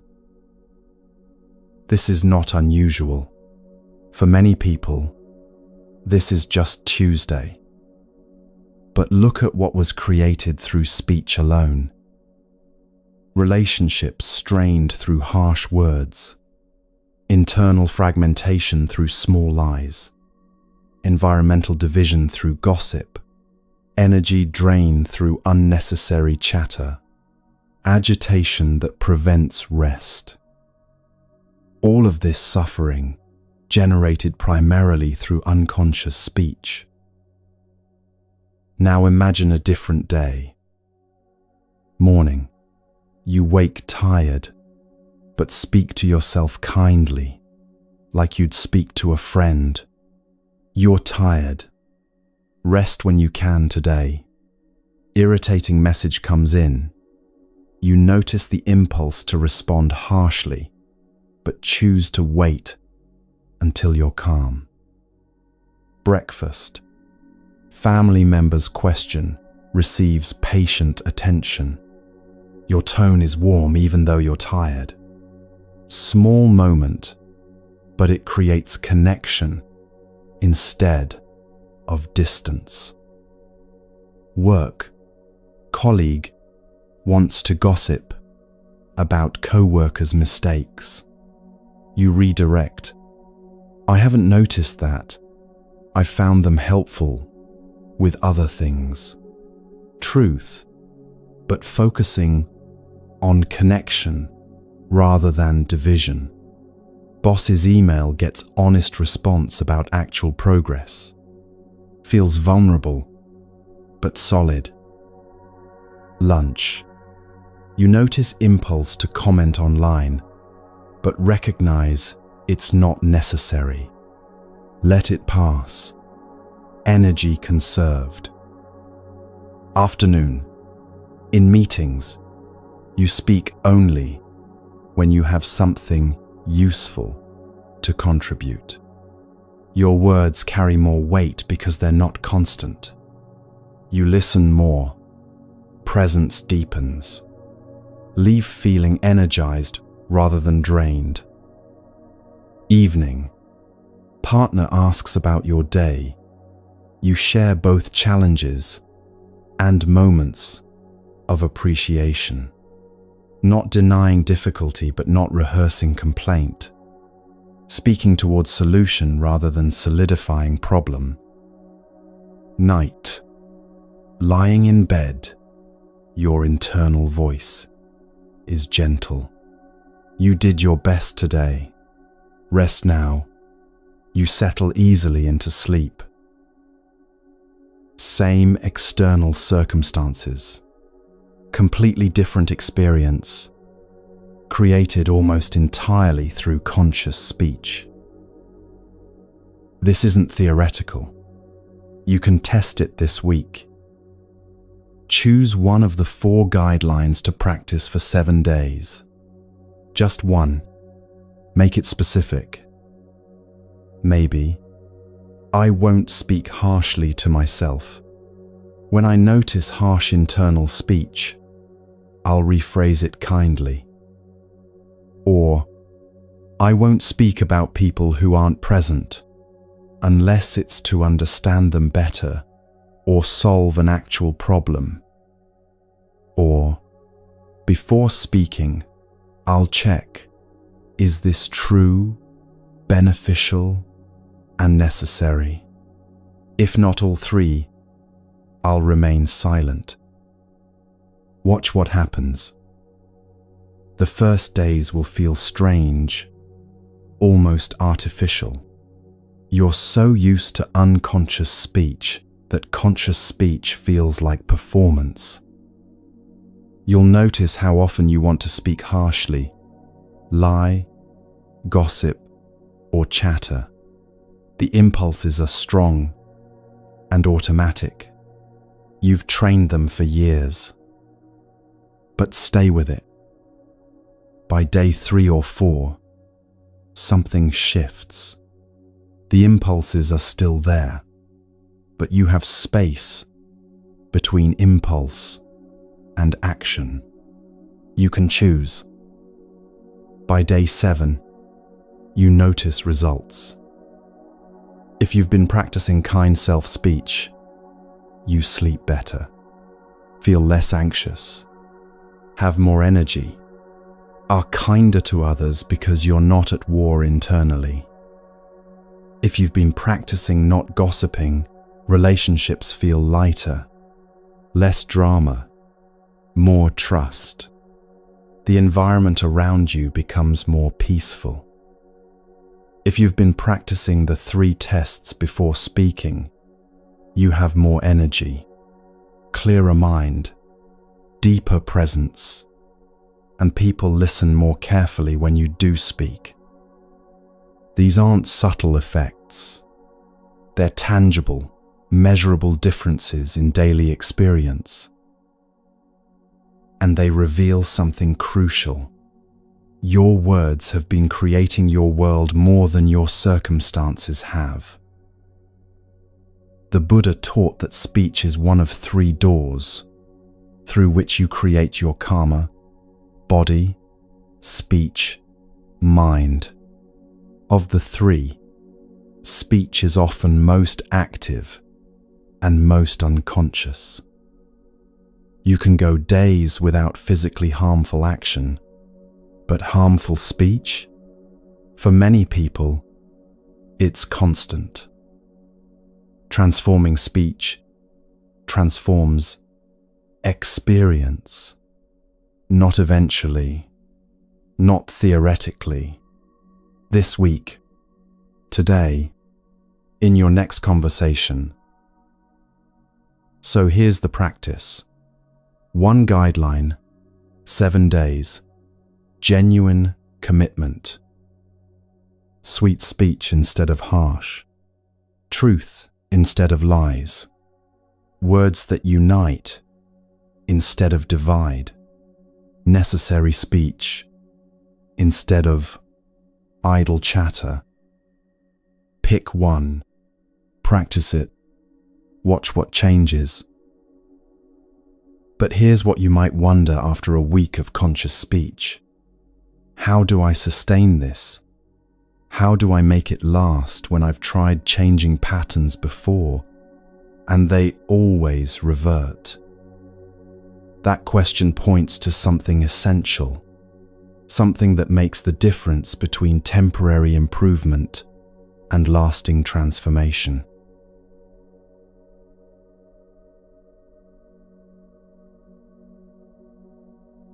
You've tried to change before, started with good intentions, clear commitments, genuine motivation.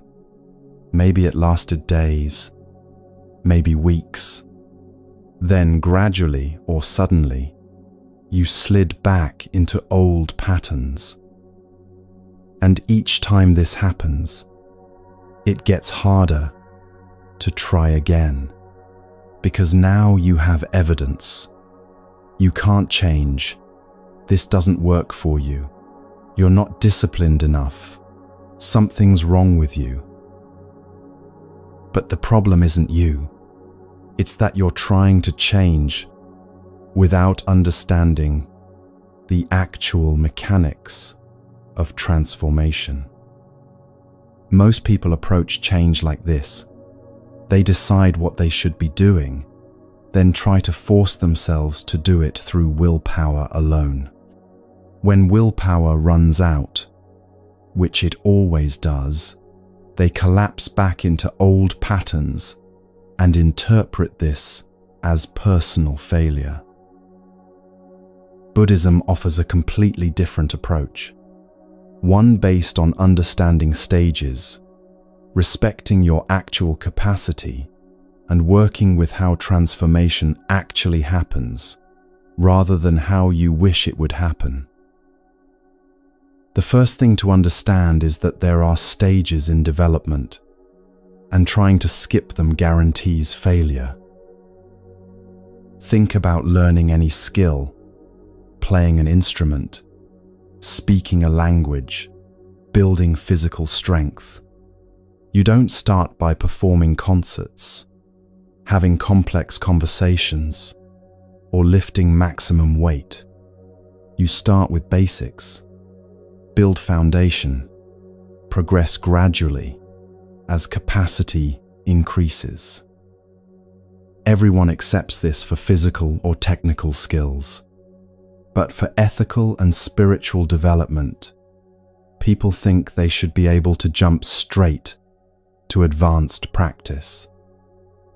They read about monks meditating in caves, or teachers speaking about unconditional love for all beings, or advanced practitioners remaining peaceful in any circumstance.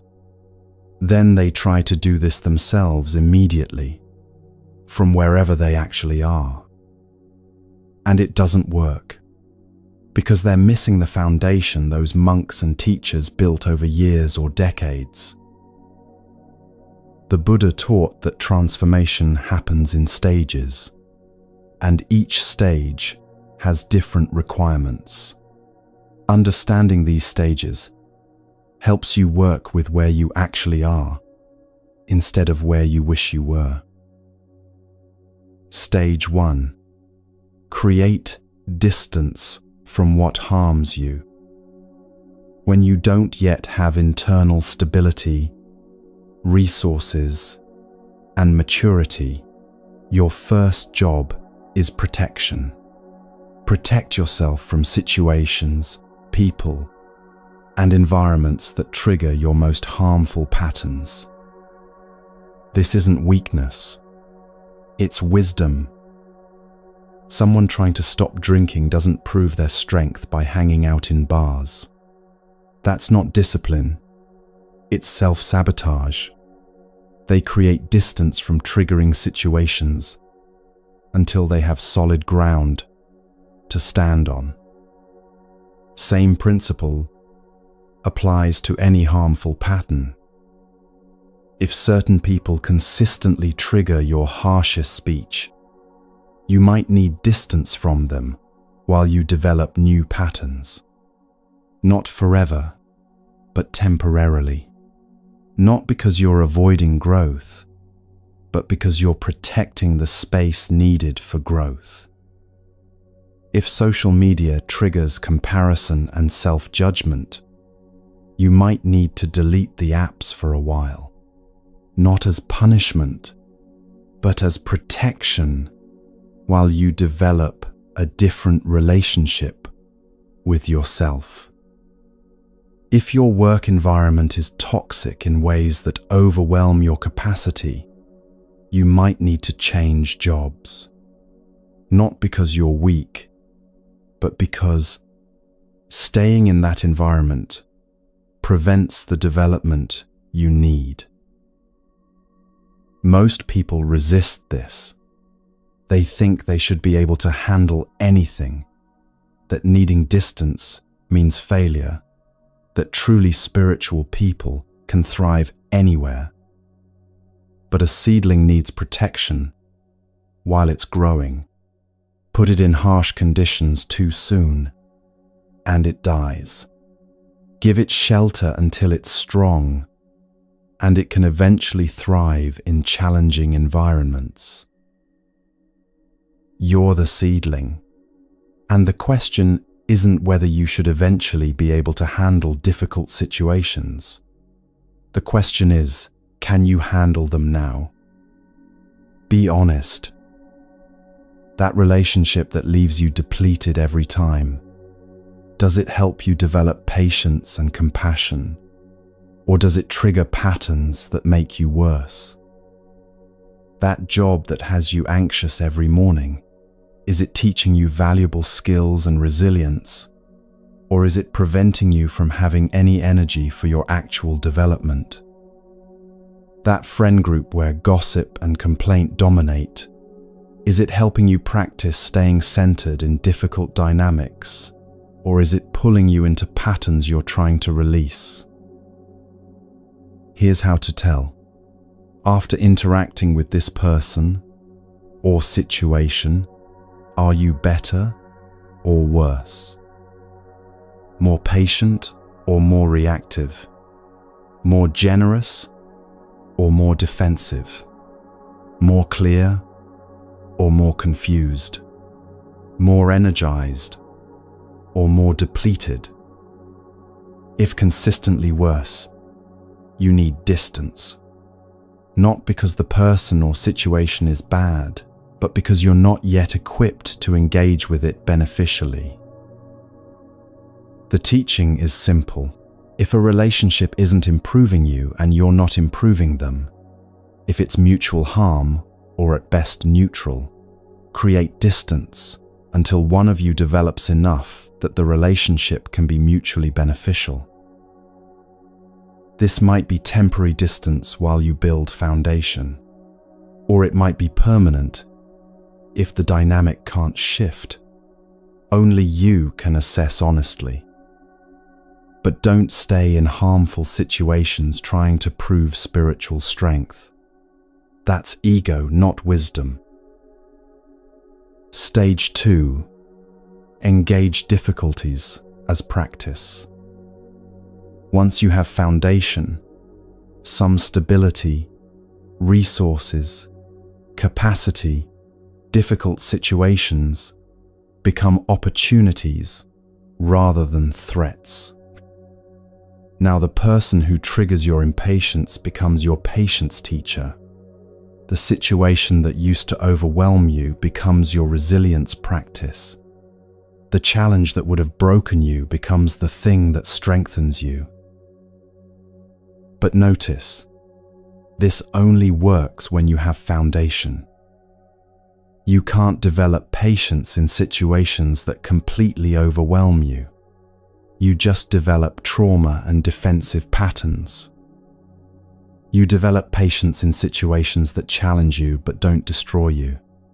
That stretch you without breaking you. That require growth but don't demand more than you can give. So the question becomes, how do you know when you're ready to move from stage 1 to stage 2? Test it carefully. Maybe you've been avoiding that difficult family member for 6 months while working on your patterns. Now you try a brief interaction, a phone call, a short visit. Do you maintain your center? Can you respond rather than react? Do you leave feeling okay or completely destabilized? If you maintain some center, you might be ready for longer engagement. If you were completely destabilized, you need more time building foundation. There's no shame in either result. You're just gathering information about your actual capacity right now. And here's what's crucial. Your capacity changes over time. The situation that would have destroyed you 6 months ago might be manageable now. The person you couldn't engage with productively before might now help you grow. Your edges expand as you develop. But you can't rush this. You can't force expansion through willpower. You can only create conditions for natural growth and allow it to happen at its own pace. Now let's get practical about implementation. You understand now that change happens in stages, that you need to protect yourself initially while building foundation. So what does building foundation actually look like, day to day? The Buddha taught 3 superior disciplines that must be developed in order: conduct, meditation, wisdom. Not developed simultaneously, in order. because each creates the foundation for the next. Conduct comes first.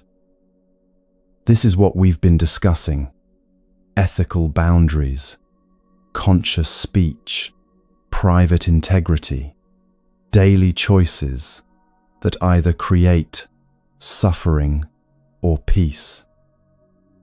Without foundation of conduct, meditation will be superficial.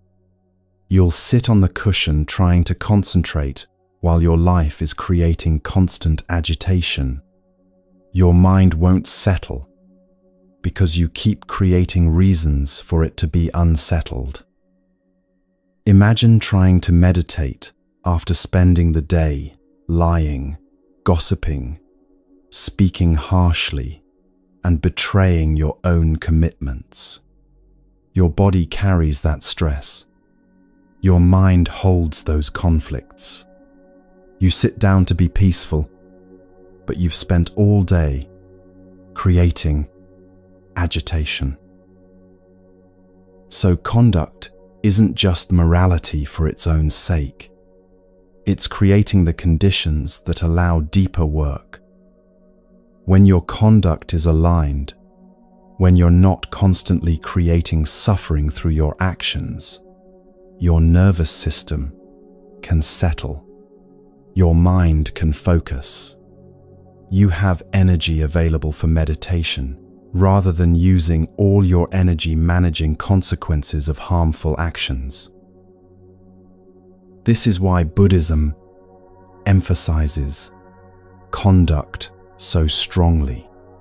Not to make you good, but to make you capable of the deeper work. Once conduct creates stability, meditation becomes possible. Now your mind has space to develop concentration, clarity, insight. You're not just managing symptoms, you're cultivating qualities, building capacity for sustained attention, emotional regulation, seeing patterns clearly, and from purified mind, developed through meditation, wisdom naturally arises. Direct insight into how suffering is created and how it ends. Clear seeing of reality rather than your projections onto reality. Recognition of your actual nature beyond the veils. But you can't skip to wisdom. You can read about it, think about it, believe in it, but wisdom only arises through the direct seeing that comes from purified mind. And mind only purifies through meditation supported by ethical conduct. This is why previous attempts at change probably failed. You tried to be wise before you'd developed the foundation, or tried to meditate before you'd stabilized your conduct, or tried to do everything at once and got overwhelmed. The path works when you follow the order: conduct, meditation, wisdom. So here's your actual practice starting this week. Focus exclusively on conduct for now. Don't worry about advanced meditation or philosophical wisdom. Just work with your daily actions, speech, and basic mental states. Every evening, take 10 minutes for reflection. This is using the fourth factor we learned, evaluation, to actively shape your karma. Review your day and ask 3 questions. First, what actions today had beneficial intention? Even small ones count. You paused before responding angrily. You told the truth when lying would have been easier. You spoke kindly to yourself after a mistake. You chose silence instead of gossip. You maintained a boundary you'd set. Acknowledge these specifically. Don't just think, I did okay. Actually name what you did. I practiced kind self-speech 3 times today. I maintained my phone boundary. I redirected a conversation away from gossip. And then, this is important, genuinely appreciate having done these things. Feel good about them. Let yourself enjoy the recognition. This isn't ego, it's reinforcement. You're training yourself to value beneficial actions, making them more likely to repeat. Most people skip this step. They notice what they did well and immediately move to what they did wrong, so they never reinforce the beneficial patterns. Spend real time appreciating what you did well, even if it seems small, especially if it seems small, because small actions repeated create your character. Second question, what actions today were harmful? Again, be specific. I spoke harshly to my partner. I lied about why I was late. I spent 2 hours scrolling when I meant to rest. I gossiped about a colleague. Don't dramatize or beat yourself up. Just see clearly. And then recognize, this created suffering. I see how it hurt me or others. I don't want to repeat it. That recognition, clear, honest, without drama, weakens the pattern. You're using regret as a tool, not as punishment. If your regret is genuine and as strong as the original intention to do the harmful thing, it can neutralize much of the negative karma. This is the power of the 4th factor. But your regret has to be real, not performative guilt, not self-hatred disguised as remorse. Actually seeing clearly, this pattern creates suffering, and I genuinely want to stop creating suffering. Third question, what did I learn? This shifts you from judgment to curiosity, from I'm bad at this, to I'm discovering how this works. Maybe you learned, when I'm hungry, I'm much more likely to speak harshly. So, I need to prioritize eating regularly. Or, that friend always pulls me into gossip. I need strategies for redirecting those conversations or creating distance. Or, I maintained my boundary easily in the morning, but broke it at night. Evenings are harder. I need stronger support there. You're gathering data about your actual patterns, triggers, capacities. This information helps you create better boundaries and stronger practices. This 10-minute reflection practice is more powerful than hours of meditation without it, because you're consciously directing your karma, reinforcing beneficial patterns through appreciation, weakening harmful patterns through genuine regret, learning from everything rather than just reacting to it. Do this every evening for 2 weeks. Just 2 weeks. See what changes. Now let's address the question of when to create distance and when to engage. You understand the stages. Protect first, engage later. But how do you actually decide in specific situations? Buddhism offers clear criteria for evaluating whether any action or situation serves you. First criterion, does it cause harm? To yourself, or others? If yes, that's your primary information.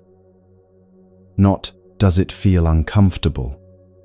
Discomfort can be growth, but actual harm, damage to your physical health, mental stability, ethical boundaries, or relationships. Damage to others' well-being in ways that aren't necessary for their growth. If something consistently causes harm, that job destroying your health, that relationship triggering your worst patterns, that environment preventing any peace, creating distance is wise, not weak. Second criterion, is it beneficial? Does it add value? Help you develop? Serve others meaningfully? Create conditions for growth? Many things are neutral. They don't harm, but don't help either. They just pass time, use energy, take space. If something isn't harmful, but also isn't beneficial, you can ask, is this how I want to use my limited time and energy? Maybe the answer is yes sometimes. Rest, play, and unproductive time have value.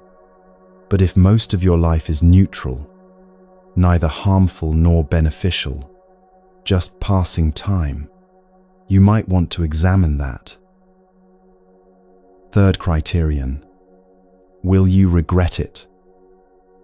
This is about extending your timeline. Right now, staying up, scrolling your phone feels fine. But tomorrow morning, you'll regret it. You know this because it's happened hundreds of times before. So don't decide based on how it feels right now. Decide based on how you'll feel tomorrow. Extend further. How will you view this decision in a year, 5 years, on your deathbed? From your deathbed, will you regret that you stayed in the toxic job, that you didn't address the harmful relationship, that you spent thousands of hours scrolling? Or will you regret that you didn't take the risk, didn't stay longer, didn't try harder? Extending the timeline changes priorities radically. What seems urgent now reveals itself as trivial. What seems insignificant now reveals itself as essential. Fourth criterion, does it let you sleep? Your body knows things your mind rationalizes away. If you can't sleep well, wake up restless, feel depleted rather than restored, your body is telling you something about how you're living. Pay attention to your sleep quality, not just hours, but how you feel waking up. Do you feel restored, ready, or anxious, heavy, dreading the day? If your conduct, what you eat, consume, say, do, think about, prevents good sleep, that's direct feedback that something needs to change. Use these 4 criteria to evaluate everything. That relationship, that job, that habit, that commitment, that boundary, that plan. Does it cause harm? Is it beneficial? Will I regret it? Does it let me sleep? Answer honestly, and the right action often becomes clear. Now let's address something that might be coming up. What about situations you genuinely can't leave? real ones. Not "I can't," meaning it would be uncomfortable or require sacrifice. But genuinely can't. You're caring for someone who needs you. You're in a contract you can't break. You're in circumstances that truly offer no exit right now. Then the practice shifts. You're in stage 2 whether you're ready or not. So, you make that situation your practice ground. Every interaction with that difficult person becomes your patience practice. Every moment of stress becomes your equanimity practice. Every trigger becomes your mindfulness practice. You're not trying to like the situation or pretend it's fine. You're using it as your training ground because that's what's available. This is hard, much harder than creating distance and building foundation in peace. But it's possible if you approach it as practice rather than as something you have to endure. This person just said something that usually triggers my harsh speech. Can I respond differently this time? Not because I should, but because I'm practicing. I'm feeling overwhelmed by this situation. Can I stay present with that feeling instead of reacting to it? What happens if I don't immediately try to fix or escape? You're turning necessity into opportunity. But, and this is important, you also need support. If you can't create physical distance, create other kinds of support.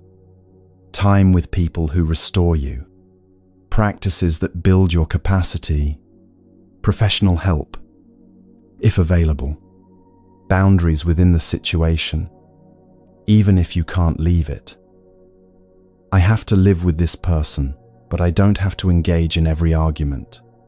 I can remove myself to another room. I have to go to this job, but I can take walks at lunch. I can protect my mornings and evenings. I can look for other positions while I'm here. You create what distance you can within the constraint. Most importantly, be honest about whether you truly can't leave or whether you're choosing not to. Many people say, "I have to," when they mean, leaving would require changes I'm not willing to make. There's no judgment in this. Sometimes staying is the right choice, even when leaving is possible. You're choosing to prioritize something else: financial security, family cohesion, commitment you want to honor. But be honest that it's a choice, because recognizing choice removes the sense of being trapped. I'm choosing to stay in this job because the pay supports my family, even though it costs me in other ways. I'm making that choice consciously. That's very different from, "I have no choice, I'm trapped here." One creates agency, the other creates victimhood. Same external situation, completely different internal experience. Let's bring this all together practically. You're going to work with 3 specific practices for the next 2 weeks. Practice 1. Identify one harmful pattern and create one specific boundary to address it. Make it something you genuinely see creates suffering and genuinely want to stop, not something you think you should stop because it makes you look good. Write it down clearly. I won't check my phone after 9 p.m. I won't speak about people who aren't present unless solving a problem with them. I won't say yes when my first response is no. Then create support for that boundary. What will you do when you want to break it? How will you respond if you do break it? Practice 2. Evening reflection, 10 minutes daily. 3 questions. What beneficial actions? What harmful actions? What did I learn? Appreciate the beneficial to reinforce them. Genuinely regret the harmful to weaken them. Extract learning to improve. This practice alone will create measurable change within 2 weeks. Practice 3. Honest evaluation of one situation causing you suffering. Use the 4 criteria. Does it cause harm? Is it beneficial? Will I regret it later? Does it let me sleep? Answer honestly. Then decide, do I need distance from this? Can I engage with it as practice? What support do I need? And act on what you discover. Not someday, this week. These aren't advanced practices. They're foundation, conduct level work that creates the stability everything else builds on. You might want more exciting practices, advanced meditation techniques, profound philosophical insights, mystical experiences. But those come later, built on this foundation. Without this foundation, they're unstable, temporary, cosmetic. With this foundation, they arise naturally when you're ready. So give yourself these 2 weeks. 1 boundary, practiced. 10 minutes of evening reflection. Honest evaluation of one situation. See what changes. Not what you achieve or how perfect you become, but what shifts in your actual daily experience. How you sleep, how you feel waking up, your energy through the day, the quality of your relationships, your capacity to be present, the frequency of regret, the moments of peace. These aren't theoretical benefits. They're tangible differences you'll notice. Because you're not trying to become someone different. You're removing what's covering who you already are. The peace isn't something to create. It's something to liberate by stopping what's blocking it. And what's blocking it is simpler than you think. Not complex philosophical confusion or deep psychological wounds that need years of therapy. Just patterns, behavioral patterns repeated until they feel like you. That can be interrupted, replaced, released. Starting now, starting with 1 boundary, 1 reflection practice, 1 honest evaluation. That's how transformation actually works. Not through dramatic revelation or supernatural intervention. Through conscious choice, repeated consistently, building foundation that supports deeper change. You have everything you need to begin. You understand the principles now. You have the practices. You know the stages and how to respect them. All that remains is actually doing it. Not perfectly, not dramatically, just consistently. 2 weeks. That's all. 2 weeks of foundation work. See what becomes possible.